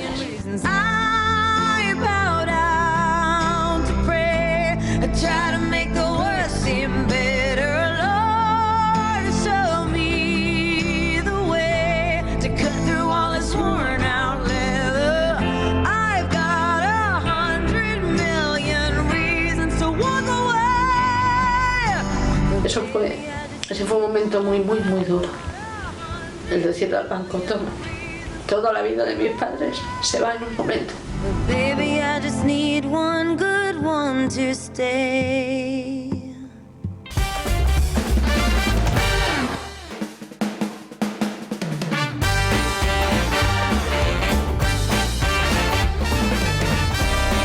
Minutos de las 11 de la noche. Bueno, podríamos seguir hablando del Partido Popular, pero yo creo que es hora, no sé si alguna reflexión os merece lo que ha dicho el ministro, pero sí que me llama la atención al final diciendo que el PP está muy a la derecha y que tiene que ir al centro. Es muy interesante, es que es verdad lo que ha dicho. Y eso es justamente... Sí, claro, es justamente lo interesante de la situación del Partido Popular. Objetivamente, el PP ha hecho una política de centro-izquierda. La podría haber firmado Boyer. Sin embargo, como todo el aparato mediático, gracias al esfuerzo, entre otros, del propio PP, se ha puesto fundamentalmente en la izquierda, la imagen que proyectas de la política centro-izquierda del PP es que es una política de extrema derecha. De tal forma que es verdad que la percepción mayoritaria fuera del ámbito del votante PP, del Partido Popular, es como que está muy a la derecha. Cuando preguntas en qué, nadie sabría decirte exactamente en qué. Pero te dirán, no hay más que verlos. No hay más que verlos en la tele. Claro. Y es verdad. Eso se combate haciendo que tu programa gire más todavía a la izquierda, es decir, pasar de la fiscalidad almorávide de Montoro a una fiscalidad genízara. Evidentemente sería ridículo y, sin embargo, muchos están en esa tesitura, confunden la percepción pública del partido con el programa del partido, que no tiene nada que ver. Yo una pregunta, así, ¿por qué se va Rajoy? O sea, realmente, si al final Rajoy simplemente es expulsado del poder por una alianza, digamos, con Tanatura, que no es capaz de reconocer que hay una mayoría de españoles que ha votado al Partido Popular, ¿por qué se va Rajoy? Porque Rajoy, perfectamente, si el Partido Popular sigue siendo el partido con mayor apoyo social, ¿por qué se va Rajoy? Por la misma razón que el PP en el Congreso vota contra la propuesta de Ciudadanos de elecciones ya. La misma. Si me permitís, hubo un libro que se editó en el año 2011, antes de las elecciones, que editó junto con, no recuerdo la editorial, pero estaba en conjunto, editado con Equipo Económico, el despacho de Montoro, sí. Montoro. Y ese libro se llamaba Una política económica para España. Yo lo reseñé y entonces es muy divertido. ¿Pero quién lo editó? Perdóname. Lo editó, no recuerdo si ¿Quién lo Alianza... escribió? Estaba escrito por varias personas. Una de ellas era el catedrático de Hacienda Pública, famosísimo, cuyo nombre no recuerdo, que era el presidente de la comisión sobre fiscalidad. Bueno, bien, que no era alguien. No, era un equipo muy importante de economistas y quien me lo regaló de Equipo Económico decía, esto va a ser la política económica de España en los próximos años, porque ya se olía, digamos, la victoria del PP. Yo creo que ese libro fue retirado de la circulación porque nada de lo que se decía allí se cumplió, ni una presión fiscal a bajarla, un gasto público hasta el 78%, ni absolutamente nada de lo que se decía. La clave la dio José María Aznar el año 96, antes de empezar a gobernar, en un discurso en el Círculo de Bellas Artes, donde dijo textualmente: el Partido Popular como tal no tendrá ningún a priori ideológico ni estético. ¿Eso qué quiere decir? Eso quiere decir eso. Eso quiere decir que no tienes unas ideas y no tienes un programa. Y el gran problema del Partido Popular es que ha flotado.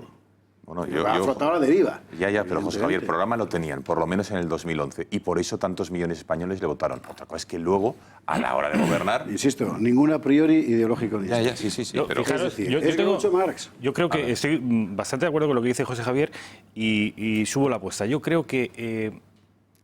a ver cómo se me va a entender esto. Cuidado. A ver cómo se lo va a entender primero que esto. pienses, lo primero. No, lo primero no, tengo que pensarlo bien. Pues entonces, ¿pasamos a Sotillos? O... Cuando ETA, afortunadamente, deja de matar, el Partido Popular era concebido, y a todos nos sedujo aquel Partido Popular de Mayor Oreja, de María San Gil. Era concebido como los veteranos de guerra que en España no tenemos y sí tienen en los Estados Unidos. Ese Partido Popular vasco, en la vanguardia en la lucha contra el terrorismo, la política antiterrorista de Aznar, de Jaime Mayor Oreja, en eso sí se diferenciaba el Partido Popular del resto de partidos españoles. En el momento que, afortunadamente, ETA desaparece, al Partido Popular se le cae una baza ideológica de la que había hecho bandera. Y esto, obviamente, nos beneficia a todos, a los primeros, a los del Partido Popular, porque dejan de matarlos, pero perjudica al PP porque quizá se queda sin la única bandera que le diferenciaba de la socialdemocracia. Rafa, no se queda sin la bandera, la coge y la tira a la basura. En el Congreso, donde, por ejemplo, el señor Soria le dice arriba España a María San Gil. Estoy hablando de Jaime Mayor Oreja, de María San Gil, de esta gente. Es que los tiran a la basura. Bueno, esto es lo que ocurre en el Partido Popular. Vamos a hablar del partido en el gobierno. Hoy, primera sesión de control y la verdad es que estamos viendo cómo el Ejecutivo de Pedro Sánchez va dando sus primeros pasos. Saben ustedes que la manera de saber cuál es la ideología de cualquier gobierno es cómo gestiona el presupuesto. Dime cómo gastas el dinero público, a qué lo destinas, a qué partidas, qué priorizas, y ahí se va a ver claramente qué ideología y de qué pie cojea cada ejecutivo. Y es lo que estamos viendo con Pedro Sánchez. Pese a los presupuestos, saben ustedes que tiene dinero para gastar. ¿Van a ver alguna declaración de intenciones de lo que hemos visto hasta ahora? Pensiones, la tasa rosa, la sanidad universal, muchísimos aspectos de que Pedro Sánchez ya está dando a entender con hechos concretos. Que no dice cómo se van a pagar, bueno, sí, subiendo impuestos, vean.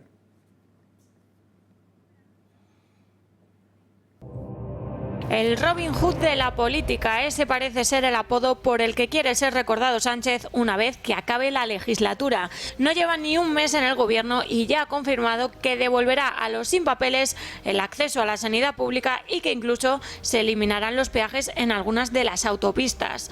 Dos iniciativas que presionarán aún más si cabe las arcas del Estado, pero es que no serán las únicas, porque Sánchez también tiene entre sus aspiraciones subir las pensiones en función de la inflación, aumentar el tiempo de permiso de paternidad o introducir un ingreso mínimo vital. Pero claro, ¿de dónde va a salir el dinero? Porque ya solo la sanidad universal supondrá un coste de 1.100 millones de euros al año. Pues adivínenlo, sí, de sus impuestos.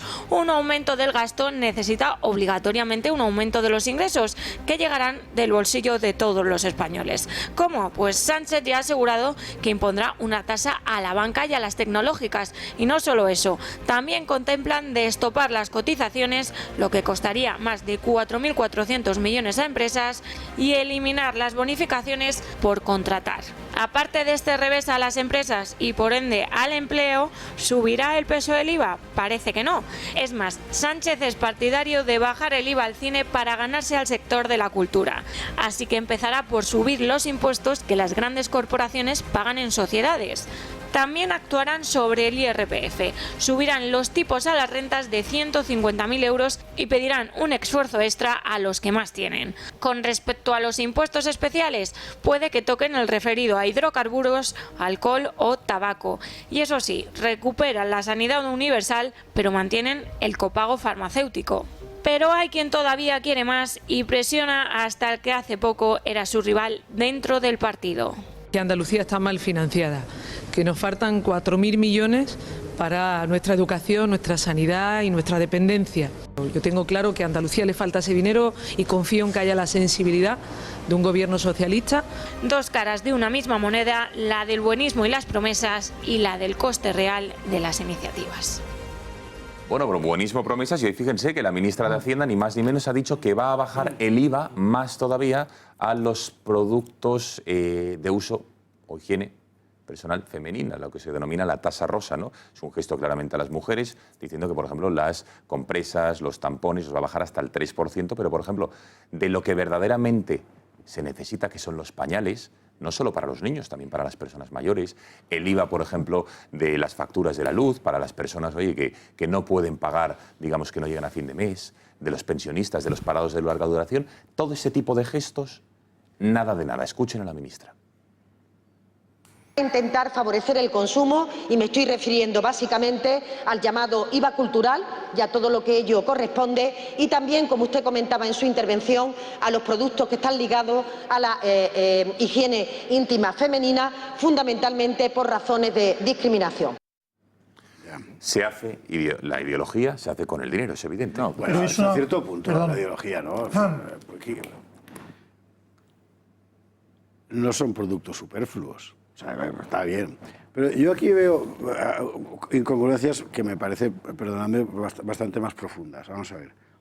Primero hay que tener presente que este gobierno es un videoclip permanentemente hasta las próximas elecciones, con lo cual, en segundo lugar, hay que tener en cuenta que lo primero que ha hecho ha sido aprobar el presupuesto del Partido Popular y defenderlo ahora, en fin, a lo suyo. Este gobierno está en lo que está, que es en tratar de llegar a las próximas elecciones ganando a Ciudadanos, que es lo que le preocupa.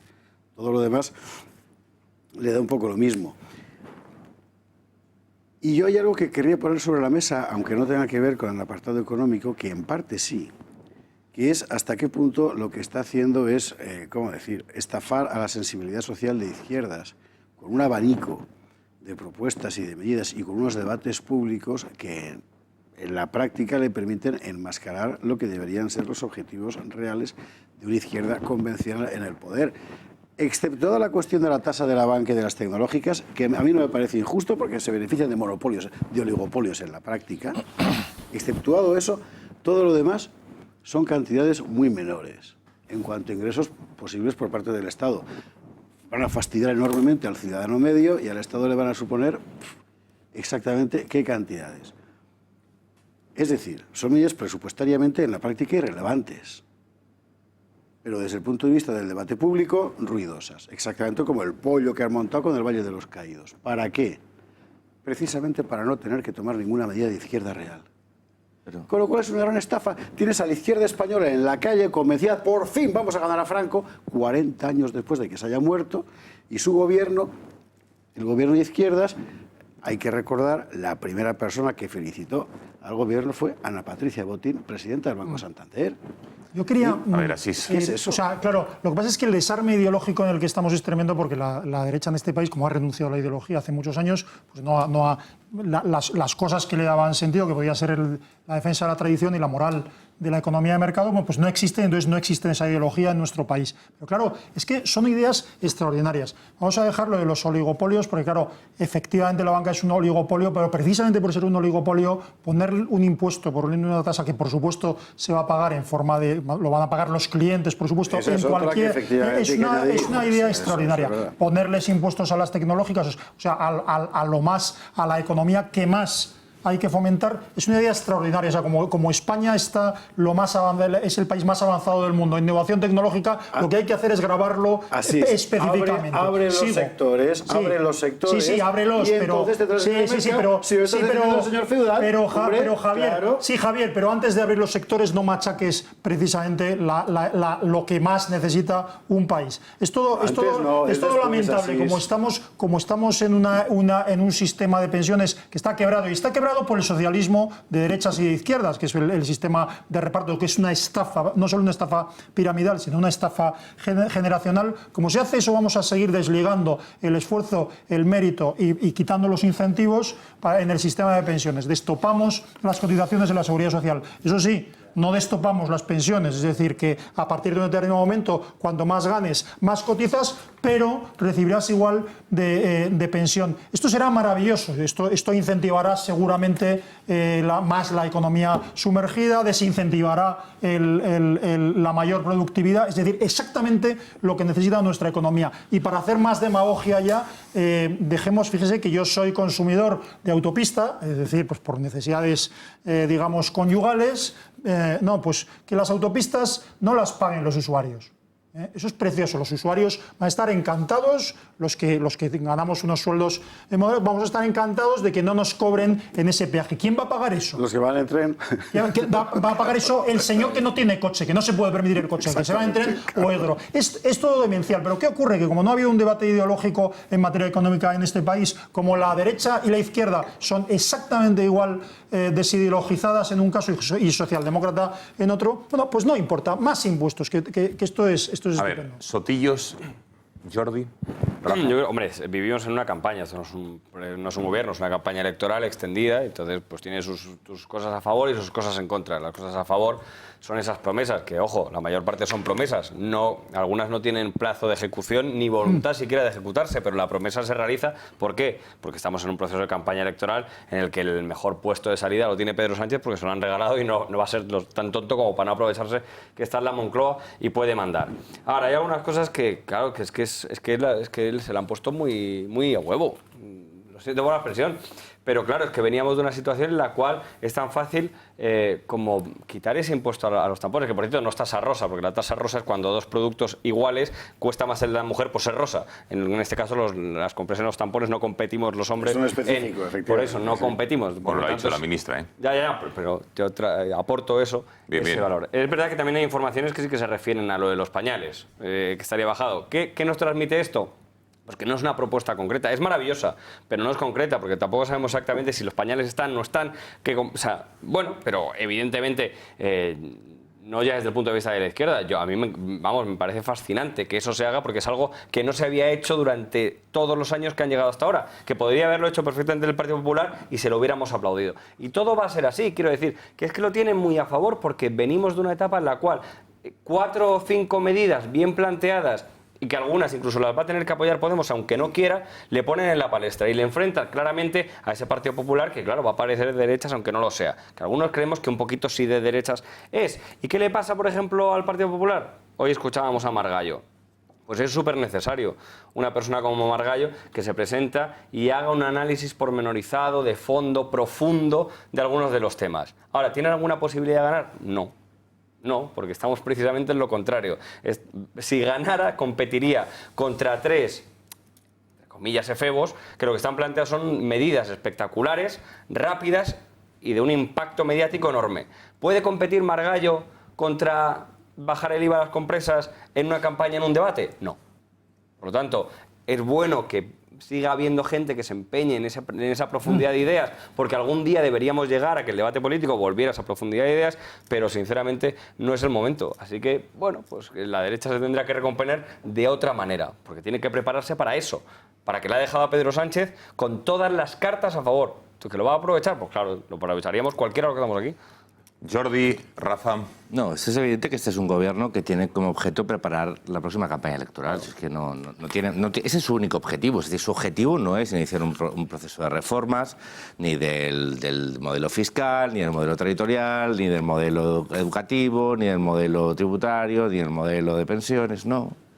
La idea es exponer una serie de medidas simbólicas, de gestos, que sean capaces de cubrir unos nichos de posibles votantes que le permita crecer copiándole o cogiéndole un espacio de Podemos sin espantar un voto de centro moderado. Y ya está. Por eso, desde el minuto 1 ha sido una política de gestos y simbólica, hasta la carrerita en plan nodo en color en torno a la Moncloa. Todo gestos, el parque del Trantán, desde que sale con la camiseta del 25 aniversario de las Olimpiadas, todo perfectamente medido. Es decir, va a ser poco importante, pero mucho simbólico. ¿Qué tiene que tapar? Ocupar un espacio. No, ¿qué tiene que ocupar? Un espacio en la izquierda. ¿Qué tiene que ocupar? ¿Un espacio en la izquierda militante que le coja votos a Podemos? Franco. ¿Que tiene que consolidar el voto femenino? Con composición del gobierno, más algunas medidas como esta, por ejemplo, de la tasa rosa, que ya en sí, que la ministra le ponga el nombre, aunque, como muy bien decía Sotillos, no lo es porque alguien en comunicación le ha dicho, llámale tasa rosa. A mí la medida me parece estupenda, porque sí que es cierto que siendo un producto de primera necesidad tiene un IVA muy elevado. Pero el problema es que eso no está dentro de un análisis sobre si hay un bloque de productos de primera necesidad que está con un IVA. ¿Pero por qué? Pues porque no es el objetivo, porque no simplemente alguien le está diciendo tienes que, para ocupar este nicho electoral, tienes que hacer esto, para esto, y para el otro, nada. Entonces, se va a mover entre no hacer nada y medidas sin compromiso y simbólicas. Oye. Es el paraíso de Rajoy. ¿Y qué tiene? Sí, pero con una diferencia que toma iniciativa. Así como Rajoy estaba en el plano más taotequín, que es decir, de no hacer nada. O sea, Rajoy llegó al punto de no hacer nada, era nada, ni siquiera medidas simbólicas. ¿Y por qué? Y ahí acabo. Pues porque así como el Partido Socialista sabe que a nivel comunicativo el símbolo es muy importante, el Partido Popular no ha entendido el cambio de los tiempos y ni siquiera simbólicamente ha sido capaz de lanzar mensajes ni a su propio electorado. Exacto, eso tiene razón. Rafa. Se hablaba antes de Arriola pero sin Rajoy, o Rajoy pero sin Arriola.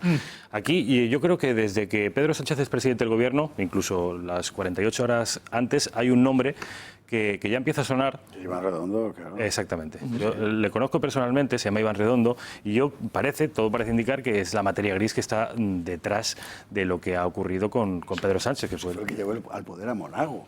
O sea, es un héroe. Fue el que llevó a poder a Monago y fue el que hizo de Badalona la segunda ciudad de Cataluña, la alcaldía de Xavier García Albiol, estuvo también con Antonio Basagoiti, y este señor es el que le propuso el momento ideal para hacer la moción de censura y, sobre todo, el que le ayudó a componer un gobierno al que yo creo que a todos nos sorprendió, porque pensamos que iba a estar trufado de podemitas, que iba a ser un gobierno más o menos radical, en fin. Y no. Tenemos a Marlaska, tenemos a gente a Josep Borrell. Está diseñado. Sí, es perfecto y además lo coge en una ola, con un presupuesto expansivo recién aprobado, con una serie de medidas y fuegos de artificio que se puede permitir, la tasa a las eléctricas, lo que estabais hablando de las autopistas, el guiño al feminismo con 11 ministras y solo 7 ministros, el guiño a las mujeres con esto de las compresas y de la higiene íntima, en fin. Ya, hombres, que eso lo pagamos todos, quiero decir, aunque no lo usemos, lo pagamos. Pero que me sabe mal decirlo, pero que lo está haciendo muy bien y efectivamente, el momento que sacan la patita un poco más radical con el tema de Franco y con el tema del Valle de los Caídos y la exhumación de los huesos del dictador, pues esto es para decirle al electorado de Podemos, oiga, que seguimos siendo la izquierda, que se nos puede votar, que estamos con Josep Borrell y vamos... Y ahora está Meritxell Batet, que está con el tema de Cataluña, que vamos a ver dónde nos lleva. Yo, el único desequilibrio que le puedo ver a este gobierno, si son medianamente inteligentes, es que puedan meter la pata con Cataluña. Tengo entendido que van a reunirse con Quim Torra el próximo día 9 de julio. Ayer Meritxell Batet fue ayer cuando dijo aquello de que la Constitución no nos representa. No representaba a la mayoría. Ojo con Batet. Eso es una auténtica barbaridad, sobre todo porque esa señora acaba de jurarla. En fin, que es ministra. Entonces, ¿qué es lo que nos representa? Si la Constitución no nos representa, ¿qué es lo que nos representa? No, y el propio presidente Perón ha reprochado en su primera comparecencia, ha vuelto a las andadas y ha reprochado al Partido Popular que recurra ante el Tribunal Constitucional un estatuto en las partes en las que era inconstitucional. O sea, quiere decir, ¿por qué usted hace que se anulen artículos inconstitucionales? Eso es lo que ha reprochado hoy el presidente del Gobierno del Congreso. Ojo, Cataluña puede ser el único foco de inestabilidad, un gobierno que lo tiene todo de cara. ¿Y su talón de Aquiles? Porque... Bueno, no, lo digo porque dependerá de cómo se comporten los actores separatistas. Es decir, si los actores separatistas quieren dejar en mala situación al presidente Sánchez, lo pueden hacer perfectamente. Dependerá de su real debilidad y de si realmente ellos tienen como objeto acabar haciéndole daño al gobierno de Pedro Sánchez. Es decir, ahora mismo el único talón de Aquiles que puede tener en su política expansiva, de buen rollo, de intentar copar los espacios políticos sin cometer fallos, es Cataluña. Y dependerá radicalmente si los nacionalistas están dispuestos a ayudar a Pedro Sánchez o no. Si lo quieren ayudar, malo. Pero cuando le expriman, se librarán del PSOE cuando le expriman. Y en las actuales circunstancias, ahora que no nos oye nadie, aunque tú seas de Ciudadanos, tú sabes que en las actuales circunstancias a los nacionalistas catalanes y vascos, quien más les conviene para su objetivo, que es destruir España, es por supuesto un gobierno del Partido Socialista. No es evidente. Hay otro riesgo, que es el que más tiene calculado y controlado Iván Redondo, que es el propio Pedro Sánchez.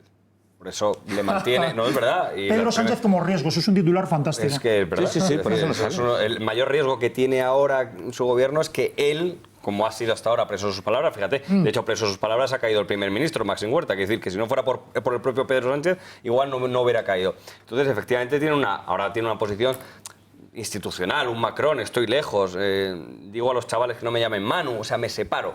Y eso es lo que le va a defender, es decir, sacarle, hacer entrevistas muy pautadas, muy pactadas, sin ruedas de prensa, no responder a preguntas, o sea, no jugársela. Y para eso tienen unos ministros que salen hacia adelante, pero repito, es que ¿quién no hubiera hecho lo mismo? Es que ¿quién no llega al gobierno y dice, uy, si es que lo tengo tan fácil como quitar la tasa del impuesto al sol? Pues venga, por ello, una semana entera quitando el impuesto al sol. Sí, ya he ganado 100.000 votantes. Pero el día de la entrevista, el día de la entrevista a Televisión Española, realmente, yo creo que al propio Pedro Sánchez se tenía que haber caído un poco la cara de vergüenza, porque después de criticar tantísimo a la Televisión Española, entregada al poder, que para aquello pareciera nuevamente el nodo, y que la Televisión Española empieza a hablar ya de presos políticos en algunos de sus programas. Bueno, eso fue un error, Jordi.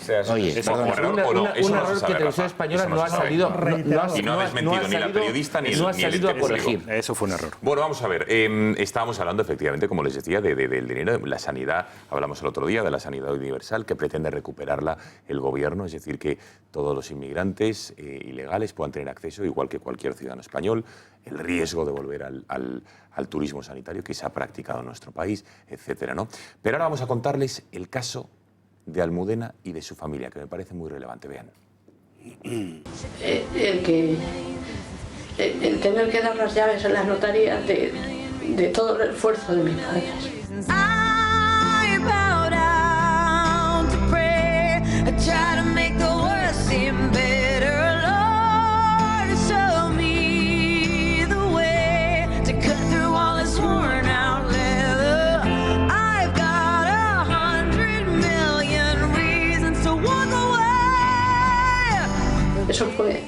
Ese fue un momento muy duro. El decirle al banco, toma, toda la vida de mis padres se va en un momento. Baby, I just need one good one to stay. Bueno, vamos a contarles el caso de Almudena y de su familia, porque es un caso, desde luego, dramático y que, como saben ustedes, que de vez en cuando Intereconomía nos gusta hacer, de vez en cuando, bastante a menudo, una televisión de servicio público. Y creemos que es necesario la labor que hoy vamos a hacer. Patricia Tenorio, buenas noches. Buenas noches, Gonzalo. Bueno, es un caso de un doble desahucio, familia, Almudena, su familia, y luego también le han salpicado a sus padres. Cuéntanos la situación. Eso es. Hoy hemos conocido a Almudena, es una mujer de 50 años, de Madrid, de Fuenlabrada, que está a pocos días de que le llegue ese burofax, esa carta que le diga que tiene que irse de su casa y que va a ser desahuciada. Todo esto viene hace unos años, 2013, cuando la empresa familiar, bueno, el marido es autónomo, tenía una hormigonera, un camión, y pues por la crisis económica, pues la empresa va mal y todos sus clientes le dejan a deber mucho dinero. ¿Qué pasa con eso? Que esta familia seguía teniendo que pagar una hipoteca.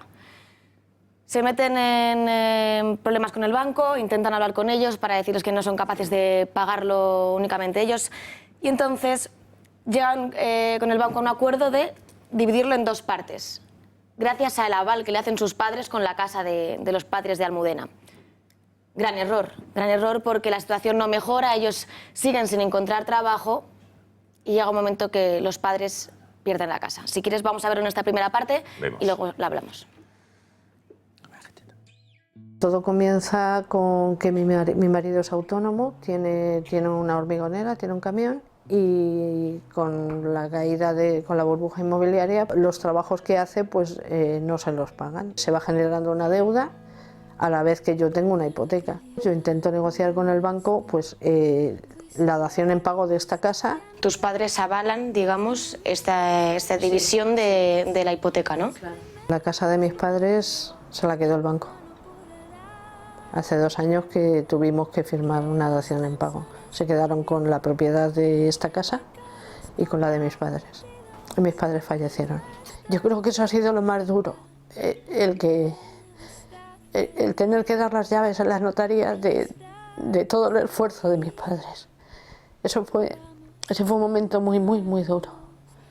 El decirle al banco, toma, toda la vida de mis padres se va en un momento.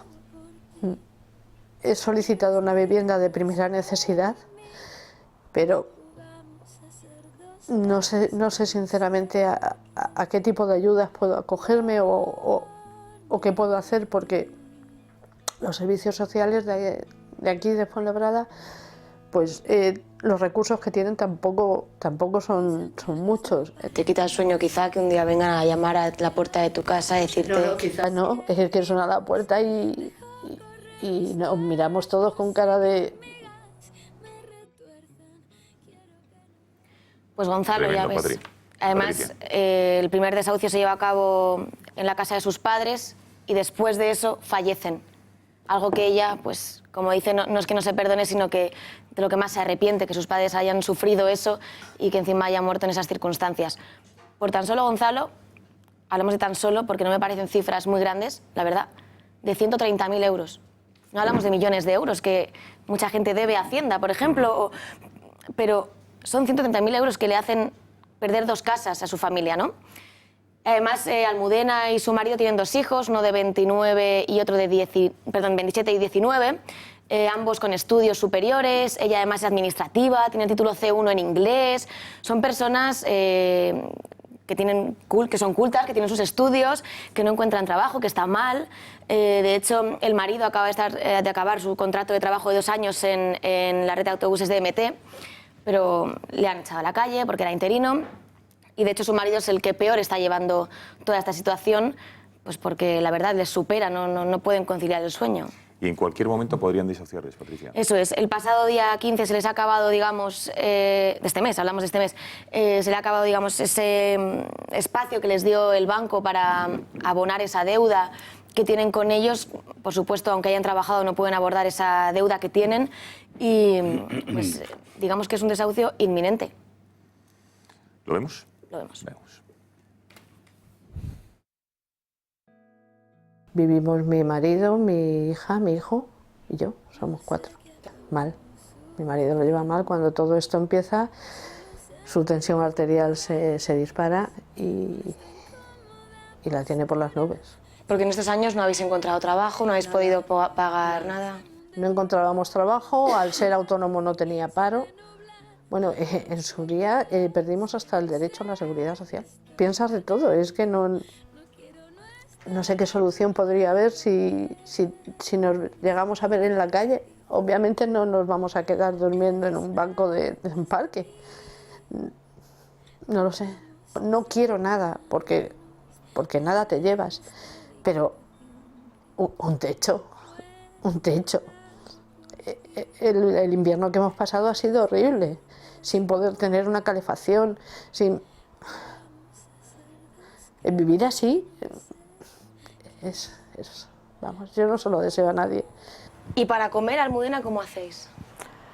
Pues intentamos gastar lo menos posible y bueno, pues mucha pasta, arroz. ¿También recurrís un poco a la caridad de la gente o os ayudan? Bueno, hemos estado años que había un grupo de personas como tú, como yo, que ayudaban en situaciones así y nos traían bolsas de comida. Gonzalo, además quería resaltar que Almudena es una de las personas que dio muchísima voz al caso de Mónica, que dimos aquí en El Gato al Agua en primicia, de esa mujer que todos conocemos, con su hijo con parálisis cerebral, pues fue una de las personas que más movió por redes sociales, pidiendo ayuda para ella, y sin embargo ahora parece que todo se da la vuelta y es ella la que necesita ahora un alquiler social, una vivienda de primera necesidad, como ella pide. Parece que ahora se vuelve todo contra ella. Bueno, vamos a abrir qué os parece el debate, pero desde luego yo creo que es importante el papel del Estado en un momento dado en el que evidentemente se habla de que el Estado, pues que hay pocos recursos, que se tiene que pensar bien a qué partidas presupuestarias van destinadas, a quién ayudar, pero vamos, si el Estado debe ejercer o existe, es por casos como este. No sé qué os parece lo que hemos vivido. El Estado que incorpora también, perdóname, a las administraciones locales. Claro, sí, en general, sí, lo que es la parte, lo público. 3,5 millones de euros de presupuesto tiene Fuenlabrada, por ahí andará. Y estamos hablando de una cantidad de dinero realmente, en fin, nimia, ¿no? Ahora te digo el presupuesto de Fuenlabrada, sí. A mí me parece que yo no es que sea una persona ni que venga de una familia ni mucho menos acaudalada, ni que, en fin, pero viendo este tipo de cosas, me parece mentira que existan este tipo de situaciones en mi país, en España. Que hay veces que vivimos en nuestra propia burbuja, al menos a mí me pasa, ya digo, ni vengo de una familia, vengo de la clase media, imagino que como casi todos aquí, y esto es que hay gente que en nuestro país pasa hambre. Es decir, el patriotismo, yo creo que el patriotismo... Clase media hasta ayer por la tarde, y que de repente has quedado sin nada. El ascensor social funciona hacia abajo. Exactamente, eso es. Es el verdadero drama. Y cuando hablamos hay muchas veces, y a mí el primero que se me llena la boca con el patriotismo, con la bandera, con nuestra historia tan gloriosa y con todo lo que hemos hecho, maldita sea, el patriotismo también es esto. El patriotismo también es evitar este tipo de situaciones. Lo que pasa es que yo creo que, a ver, me compadezco de verdad con esto y con otros casos que conozco, a lo mejor algunos más graves, otros menos, pero en España sí hay una red de servicios sociales importantes que seguramente habrá que mejorar por una parte y por otra, y no quiero ligarlo a este caso, tenemos que ser conscientes muchas veces que este hundimiento que de estas personas que efectivamente son de una clase a lo mejor media o media baja y que de repente pasan a estar en estas situaciones, yo conozco también algún caso, a veces lo están, seamos conscientes, por ejemplo, por una imposición enorme al trabajo. Quiero decir que el propio encarecimiento, por ejemplo, los impuestos que tienes que pagar, por ejemplo, por ser autónomo, o el propio coste del trabajo, en el cual para una persona cobrar 1.000 euros, un 1.000eurista, realmente lo que le cuesta al empresario son 1.450, 1.500 euros, hace que muchas personas pierdan su puesto de trabajo modesto y estén en esta situación en la cual aparentemente solo dependan del Estado. Lo que Pero quiere este decir señor es un autónomo. Un autónomo que está pagando su cotización permanentemente, que ahora está pagando su trimestre de IVA, que si algún trimestre se le han escapado 100 euros, habrá tenido el pollo padre con la agencia tributaria y con todo el mundo, porque si no, multazo. Es eso. Es un señor que ha estado pagando para trabajar y lo que se encuentra es que nadie va a pagar. La política de vivienda, la política de vivienda, yo no soy partidario, pero solo la política de vivienda en este país se ha basado mucho, en el país que hay 80% de propietarios, se ha basado mucho en proporcionar vivienda en propiedad a quien tuviera dificultades para adquirirla, y eso es un gran error, porque precisamente las personas que necesitan una vivienda, porque están en una situación de este tipo, lo lógico es darles una vivienda en alquiler. Si el Estado tiene que hacer algo esto. Perdón, Jordi, que te he cortado. Es un ejemplo de una situación que tiene múltiples lecturas, ¿no? Primero, evidencia una vez más la dureza de la crisis que ha vivido y que vive todavía este país y que muchas veces ha estado oculta, aunque desgraciadamente estuvo muy presente en la agenda política, en la agenda de los medios, por lo que significaba el impacto sobre todo de los desahucios, la pérdida de la vivienda, pero que aún así tenemos todavía que reconocer de la extrema dureza de la crisis que hemos vivido y el impacto tan terrible y tan cruel que ha tenido en centenares de miles o en millones de familias. Pero de esa situación de crisis tan grave, parece que no hemos nuevamente aprendido o no estamos extrayendo las lecturas y los aprendizajes necesarios. Por ejemplo, el tema de la ley hipotecaria. Es decir, España, de alguna vez por todas, tendría que haberse replanteado. En su momento, haber hecho un paquete de medidas o aprobado un paquete de medidas que fueran capaces de paliar la situación de drama que están viviendo múltiples familias. Eso no estuvo en la agenda política. Los desahucios pasaron sin tener una respuesta política contundente y firme, como sí tuvo, por ejemplo, la crisis financiera. No hubo ningún paquete de rescate a los centenares de miles de familias que estaban perdiendo sus viviendas. Y ni siquiera después ha habido una reforma de la ley hipotecaria. Por ejemplo, en España, todavía a día de hoy, la mayoría de los ciudadanos sigue sin saber que la hipoteca no es al bien, es a la persona. Sí. Y a lo mejor, una de dos, o hay realmente ya un papel educativo muy potente diciendo, oiga, sean ustedes conscientes que cuando ustedes compran un piso, la hipoteca es de usted, el bien está en garantía, pero si después esa garantía no cubre, la deuda seguirá con usted. Eso, una de dos, o se hace un esfuerzo para que el ciudadano lo entienda y lo asuma, y asuma las consecuencias de no medir bien su capacidad financiera a la hora de afrontar una hipotética deuda, o se cambia la ley para que realmente la hipoteca sea sobre el bien. No lo sé, cosa que podría perfectamente ser un mecanismo indirecto que rebajara los precios, porque evidentemente cuando el banco te tiene que dar una hipoteca sobre un bien, sobre el bien, que por lo tanto si tú no la puedes pagar se queda el bien, ya se anda con más cuidado para dar una sobretasación, una sobrevaloración. Cuando no hay una sobrevaloración, una sobretasación, los precios tienden a deprimirse porque todo el mundo no puede acceder, y si entonces no se accede, eso pasa a un parque de alquiler. Y para acabar, y después tampoco ha habido una lectura de las administraciones públicas para decir, bueno, sí tenemos un problema de vivienda muy serio, porque ya no es solo con los jóvenes, sino con personas mayores que no van a poder hacer frente a sus viviendas, y lo que tenemos que hacer es un parque público potente de viviendas, y no se está haciendo.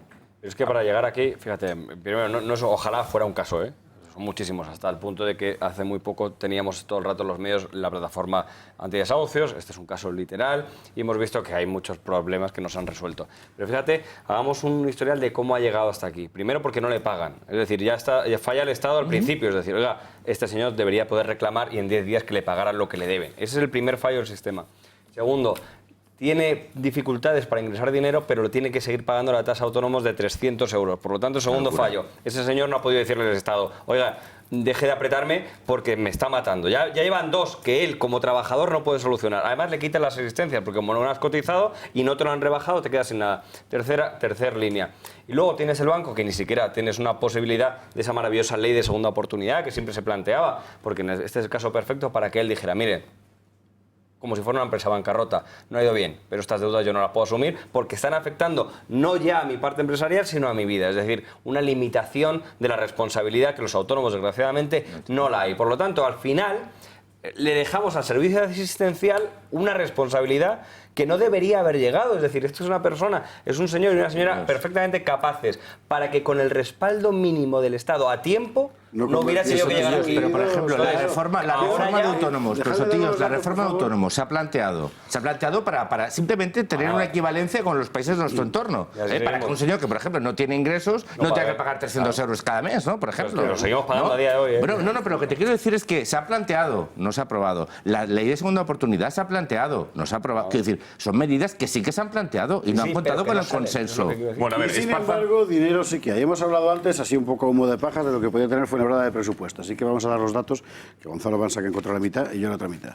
Presupuesto para 2018, 166,8 millones de euros. Está bien. Fuenlabrada, que es una ciudad grande. Este año, superávit de 632.000 euros. El Ayuntamiento de Fuenlabrada tiene presupuestados 400.000 euros para emergencia social y 1,2 millones de euros para ayudas sociales a 9.000 familias. Me gustaría saber quiénes son esas 9.000 familias, cuando hay una, evidentemente, que no encuentra esa ayuda. Hablamos de un doble desahucio, no olvidemos eso. Es que son dos familias las que se han visto afectadas. Dos familias. Bueno, última pausa de publicidad. Gracias, Patricia Tenorio, por haber estado aquí, por este reportaje. Enhorabuena y todo nuestro ánimo y cariño a Almudena y a su familia. Por cierto, son muchos los WhatsApps que se están interesando por Almudena, por su caso, por sus hijos, y haremos todo lo posible para ponerles en contacto. Gracias, Patricia. Buenas noches. Publicidad y estamos de vuelta.